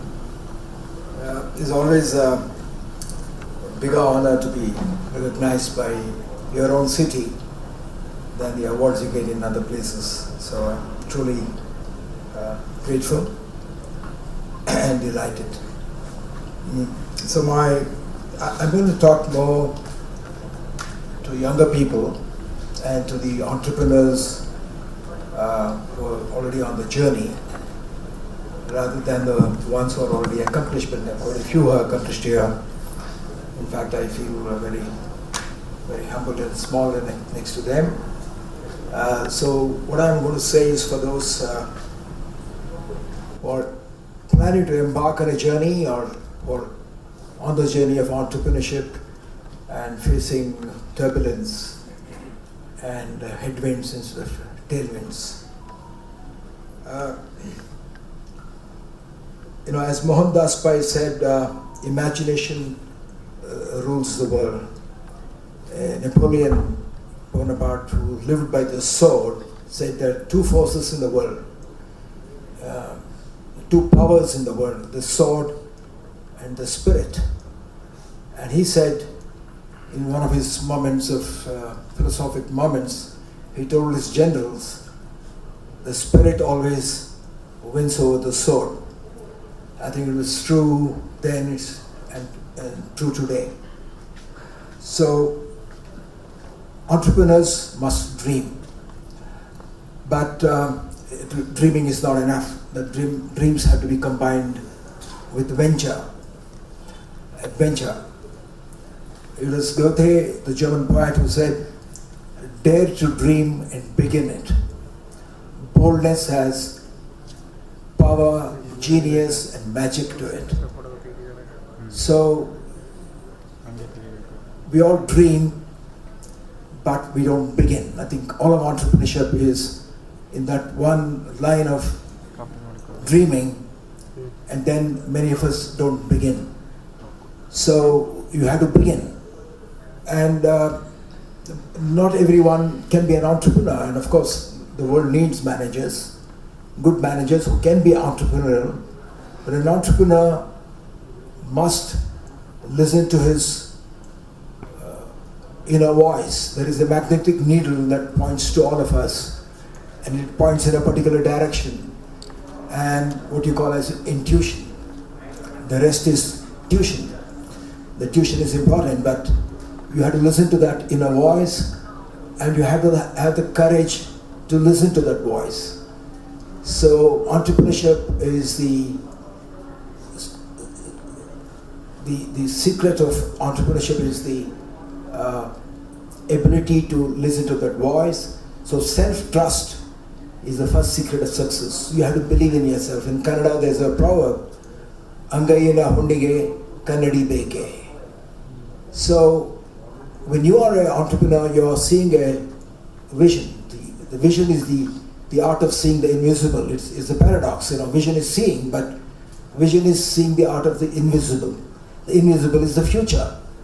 So many entrepreneurs, even today, I get a lot of them coming to meet me and writing to me. They want to validate what they're dreaming about.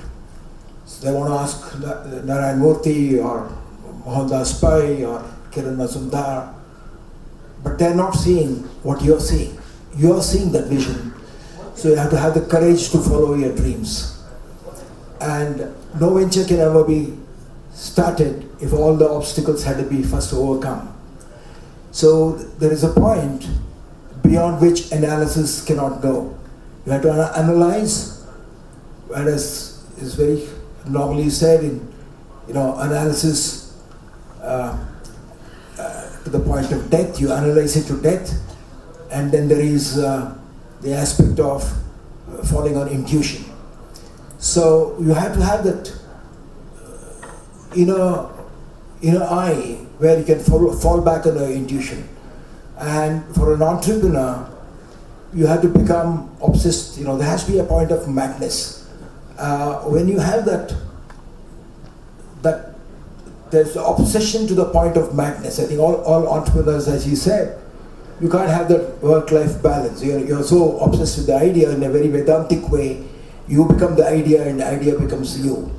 So when you reach that point, an entrepreneur starts doing it. He stops analyzing it beyond a point.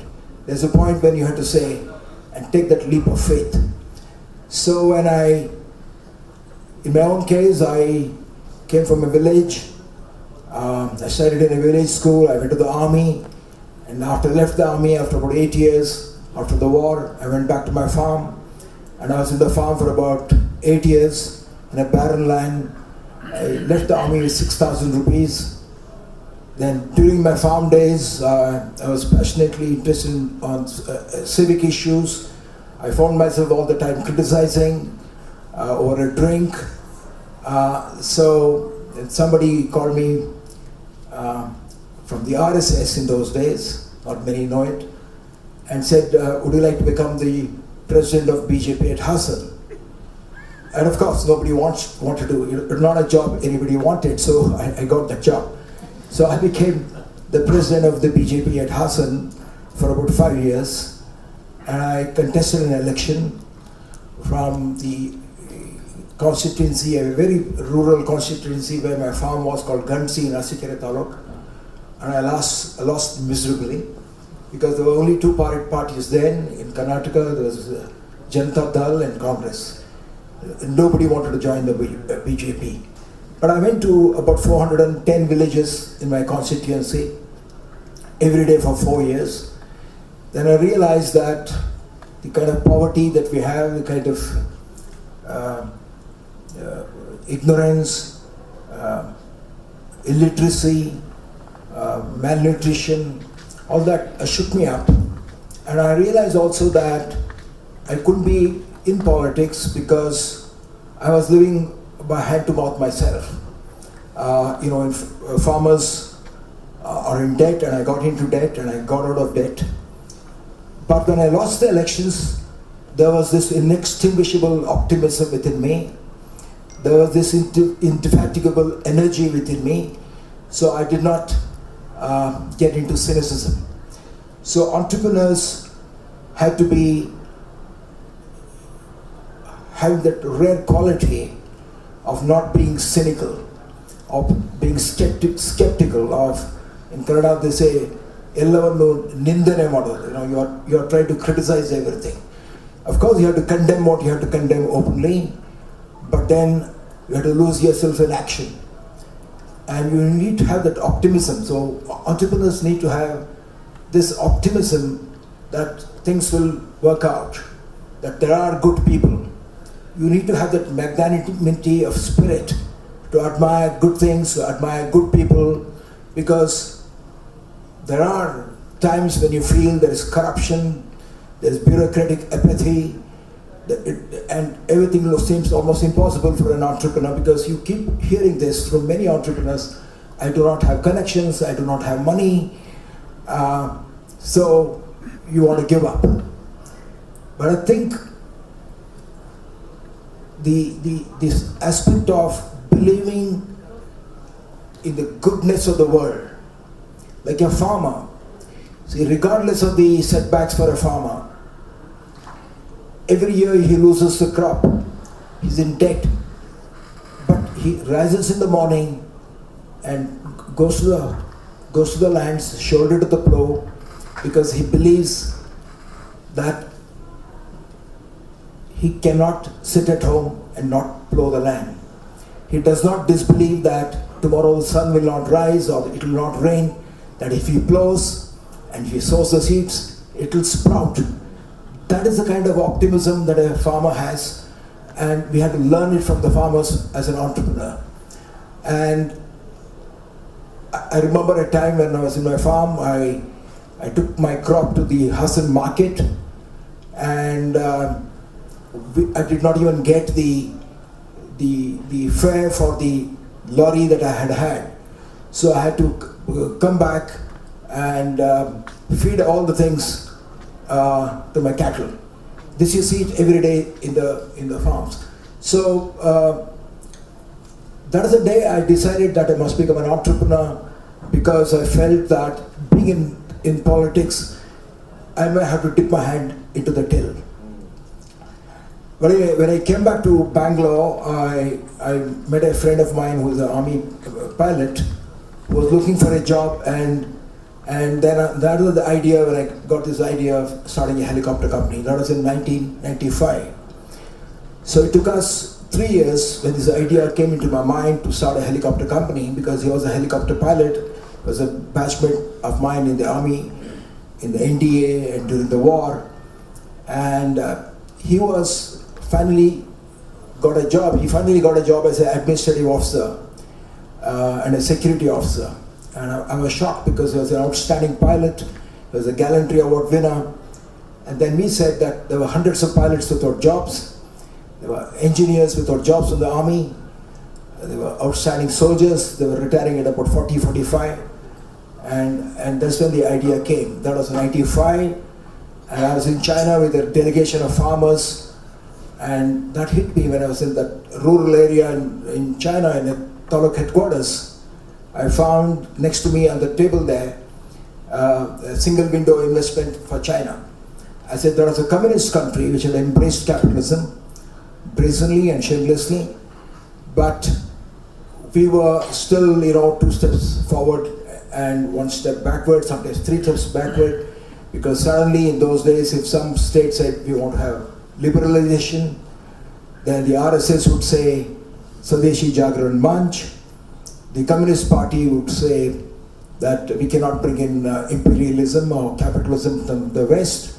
But deep inside me, I realized that India was no longer going to be isolated, regardless of these voices, that this is inexorable, irreversible, and then going forward there will be only one caste, which will be the consumer caste. Even though today we are fighting elections on caste lines, and had already fought an election and lost, and that was in 1995-96, then I came back and I said, let's start a helicopter company, because there was not a single helicopter in Karnataka. There was one with the state government, which is an old helicopter. There was not a single helicopter in entire South India. We had about 15 helicopters. They were owned by the old world Birlas and the Tatas. When the Ambanis didn't have a helicopter then.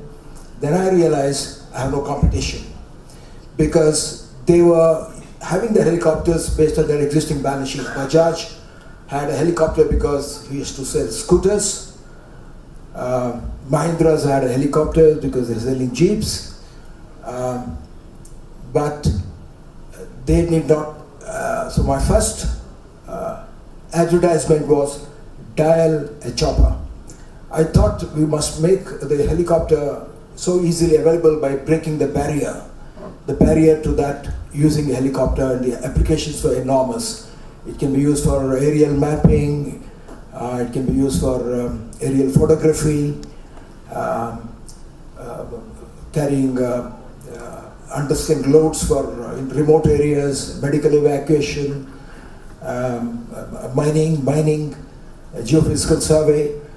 All these things, I had read about, I had seen, and then I found that Malaysia even then had about 50 helicopters, Brazil had 500, we had some 40 helicopters, or only about 15 or 16 were flying. So I did not go to McKinsey to find out if I needed to start a helicopter company, fortunately. And I did not know how much did a helicopter cost. My friend had a site and had an apartment. We mortgaged it, whatever we had. That would not even get you 2 blades of a helicopter. But this optimism was there in me. Of course, this optimism got me into trouble, but it also got me out of trouble. We had the human resource, the pilots and engineers, and I went and met Mr. Patel. He said, I said I can go to Chennai, I can go to Hyderabad, but I can do it in Bangalore, and I want to make Bangalore Singapore. I still remember that. Why I'm mentioning this is that there is corruption then, and there is corruption today. And Purandaradasa said that Satyavantarige idu kalavalla, 1,000 years ago. So that means this world has always been like that. So you did not be cynical or depressed about it. Because for every person who is corrupt, or every 100 that is corrupt, there will be somebody who will open the door for you. Always there will be somebody who will be opening the door for you. Judge Patel, he said, Captain, not only will I use your helicopter, but I will give you land in Jaipur airport. And without paying a rupee, I got 1 acre of land in the Jaipur airfield. So the reason I'm telling is that many times we often want to take a shortcut. So if you go with a suitcase to Delhi, obviously somebody will take it from you. So he gave me the land. I still didn't have the helicopter. I had the pilots, I had the engineers. But I also want to tell you, it took us 3 years to get the license. 3 years. 95 we started. There was no venture capital. There was only one venture capital company then, TDICI. I went and met them, and they said that he was an Air Force officer, Angadi, Vijay Angadi, many of you may know him. He said, Captain, this is a fantastic idea. My father in the Air Force. And TDICI was promoted by No, Kamath's company, yeah. So I was really thrilled. I said, oh my God, I said, I'm going to get this money. We were asking for some 5 crores. So he called back after about 15 days and said, look, I got a message. We are only going to invest in IT. We just have a small corpus of 5 crores. We can't just give it to one company. So I didn't get the venture capital fund. But the thing is that, like Vivekananda said, you stop not, you keep going. So I didn't have the money to bribe and I didn't want to bribe. So, but we kept going. So I think for entrepreneurs what is required is that in addition to believing in all these ideas, I think your persistence is more important than talent. If you have passion, if you have commitment, it's true today, it was true then, it will be true tomorrow. And if you have energy, that is more important than capital. Capital will seek you, always. It will always seek you, like the river goes to the sea, capital will come to you, believe me that. So at the end of 3 years, we got everything, but we didn't have the helicopter. But anyway, finally, the most unlikeliest of venture capitalists, he gave me a small amount of capital. He was a Sindhi, and he said, "हमको हम पैसा बहुत बनाया है, हमको थोड़ा respect चाहिए." This is exactly what he said. And he gave me the first, seed capital. As you know that, when Columbus wanted to discover the new lands, because he was standing at the edge of, in Spain, looking out into the Atlantic Ocean, he somehow believed that in those days the earth was flat. Before it was discovered the earth was round. So he said, if the earth is flat, I'm standing on the land here, there must be land on the other side. So that was the hunch. So he said, if I set out on a ship here, since the earth is flat, this land here must be balanced on the other side by land, because in between there's ocean. So he went and asked the Italian kings, because he's from Italy, for some funds to discover India. But Italians didn't believe it. And finally, the Spanish kings gave him the money. And they were the first venture capitalists. And Columbus discovered America instead of India. So you need to believe in that hunch and set on your journey. But to discover new lands, you have to be away from the shore for a long time. You can't discover new lands by being on the shore and being safe. So you need to take the risk, and good chances, as Mohandas said, that many enterprises will fail. But you are wedded to the idea of entrepreneurship and not to that idea of the particular venture. So you will not give up, and so that persistence is more important than anything else. And I would like to end by saying that today we need entrepreneurs to speak up when they find injustice, when they find the society is not moving in the right direction.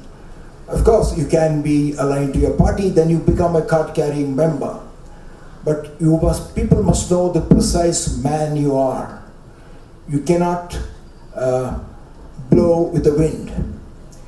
What I mean by that is that let's say because I used to go in those days when I used to run Deccan, and I used to be called to the budget meetings.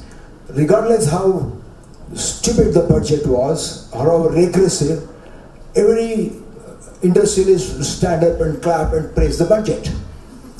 Barring probably one person in those days, Rahul Bajaj. So we need business people and entrepreneurs to speak their mind. You are not going to be sent to prison, believe me. If the way you convey that, analyze the budget correctly. I'm just giving an example of a budget. Speak your mind, be honest, because your society cannot change if all of you want to agree with the government. Regardless which party is in power, you cannot be a mute spectator. The second thing for entrepreneurs is that if there are injustices in society,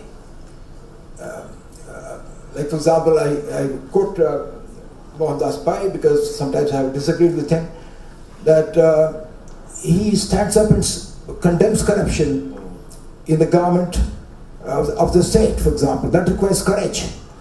So because today, if you want to have a vibrant economy, you need to have a vibrant society, a vibrant society which comprises of all sections, the Dalits, the Muslims, the Sikhs, because our country is what it is because of our rich heritage, rich tolerance, rich, be proud of your heritage. But if there is no social harmony, if there is social unrest, no business can prosper. So we need to keep that in mind and have the courage to speak our mind to people in power. And that is also the job of entrepreneurs, which I find sometimes lacking, because if entrepreneurs feel your business will be shut or you'll have a raid, you won't have a raid if you're ethical, as you said.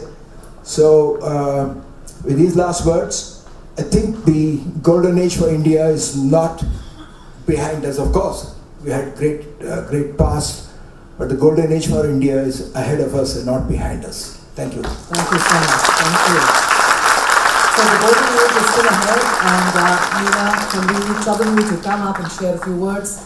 We have, I think, a hard stop in a little while, but we'd love for you to share a few words about your journey and what you'd like to share with us.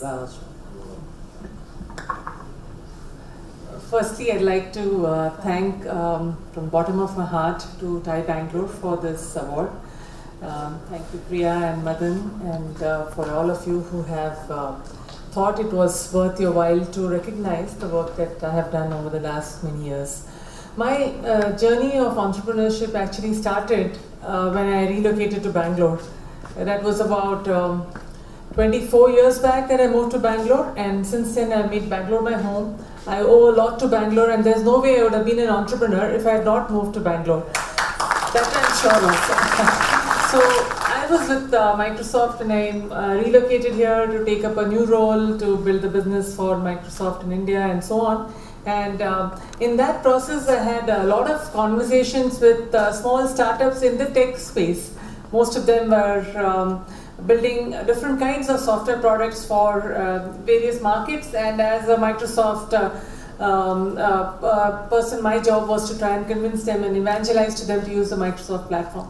But as I started to work with them, the deep desire to do something, to build a startup of my own came to me as well. And in the year 2000, I started my first company, which was in the space of 24/7 call center. It was called Customer Asset, my first company.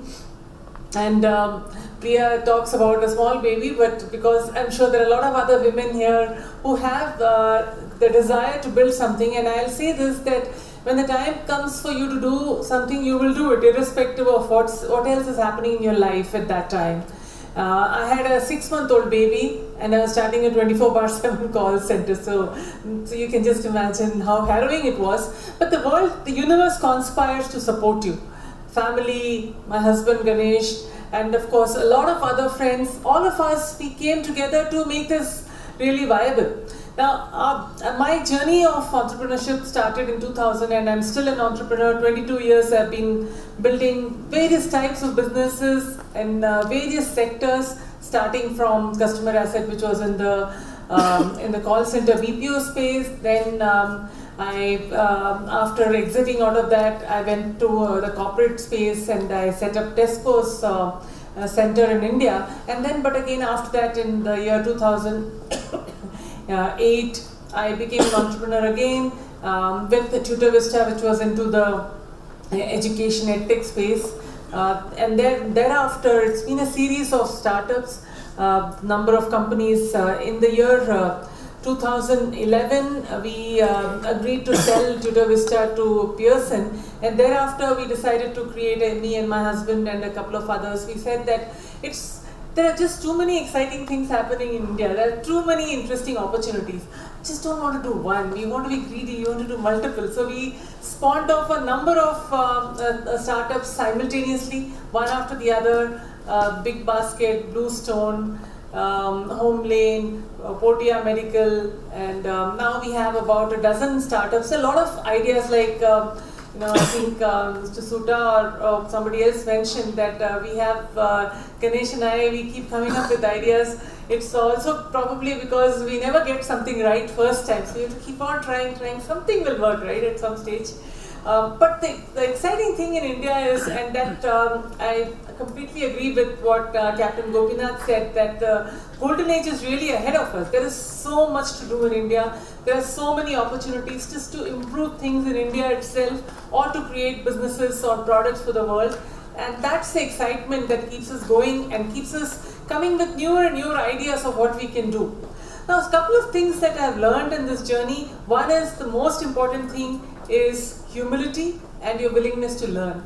Every time I started something new, I was starting again at ground zero. The fact that something good happened in customer asset, had a good outcome, we made money, investors made money, not relevant. When you're starting something again, you're starting again from ground zero of which you know nothing.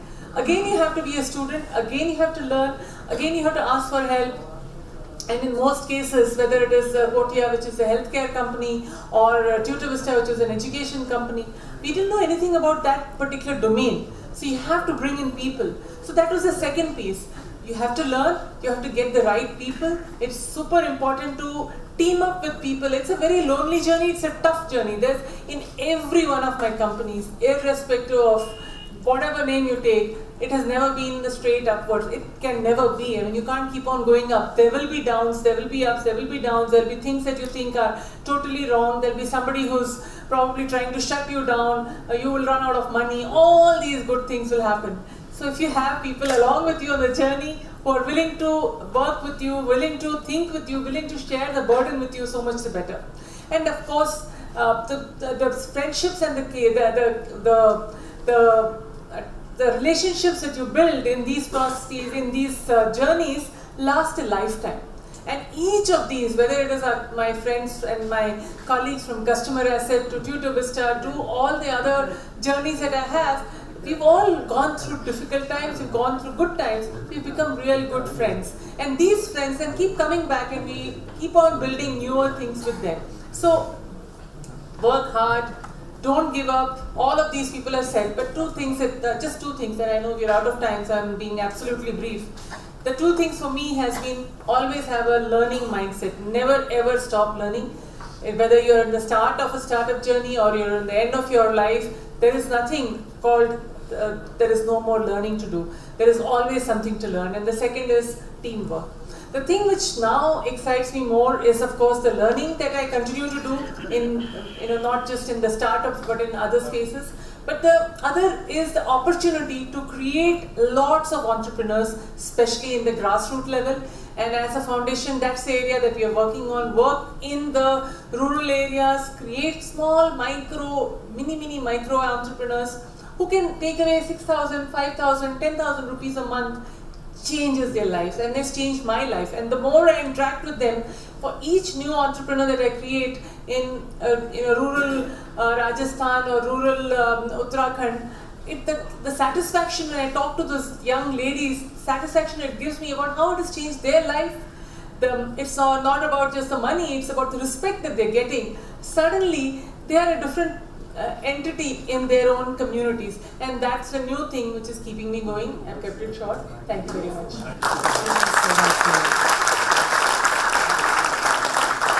A lot said in one packet.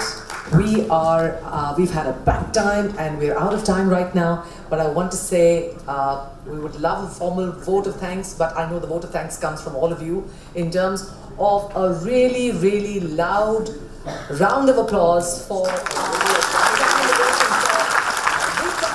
these are the stalwarts, the trailblazers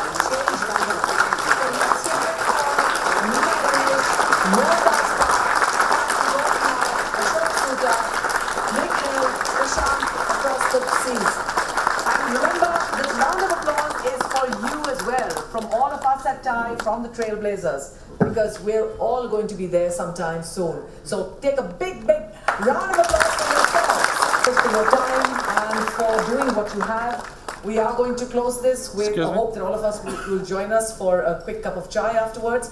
And please note that we are not going to let our wonderful trailblazers go. We plan to have a more intense conversation with them in the weeks to come on a one-to-one. So please keep yourselves ready for that. I don't know whether they know that yet, but they have been booked. Thank you. You've been a great audience, and thank you so much for your support. No, thank you very much. This could have gone on for hours more, but we guarantee that we'll get more in depth to their learnings. But thank you. Please join us for snacks and high tea and whatever. I know, Ravi, thank you so much for your patience. BIC, there's a show starting at 7, so that's the reason for the hurry. But thank you so much.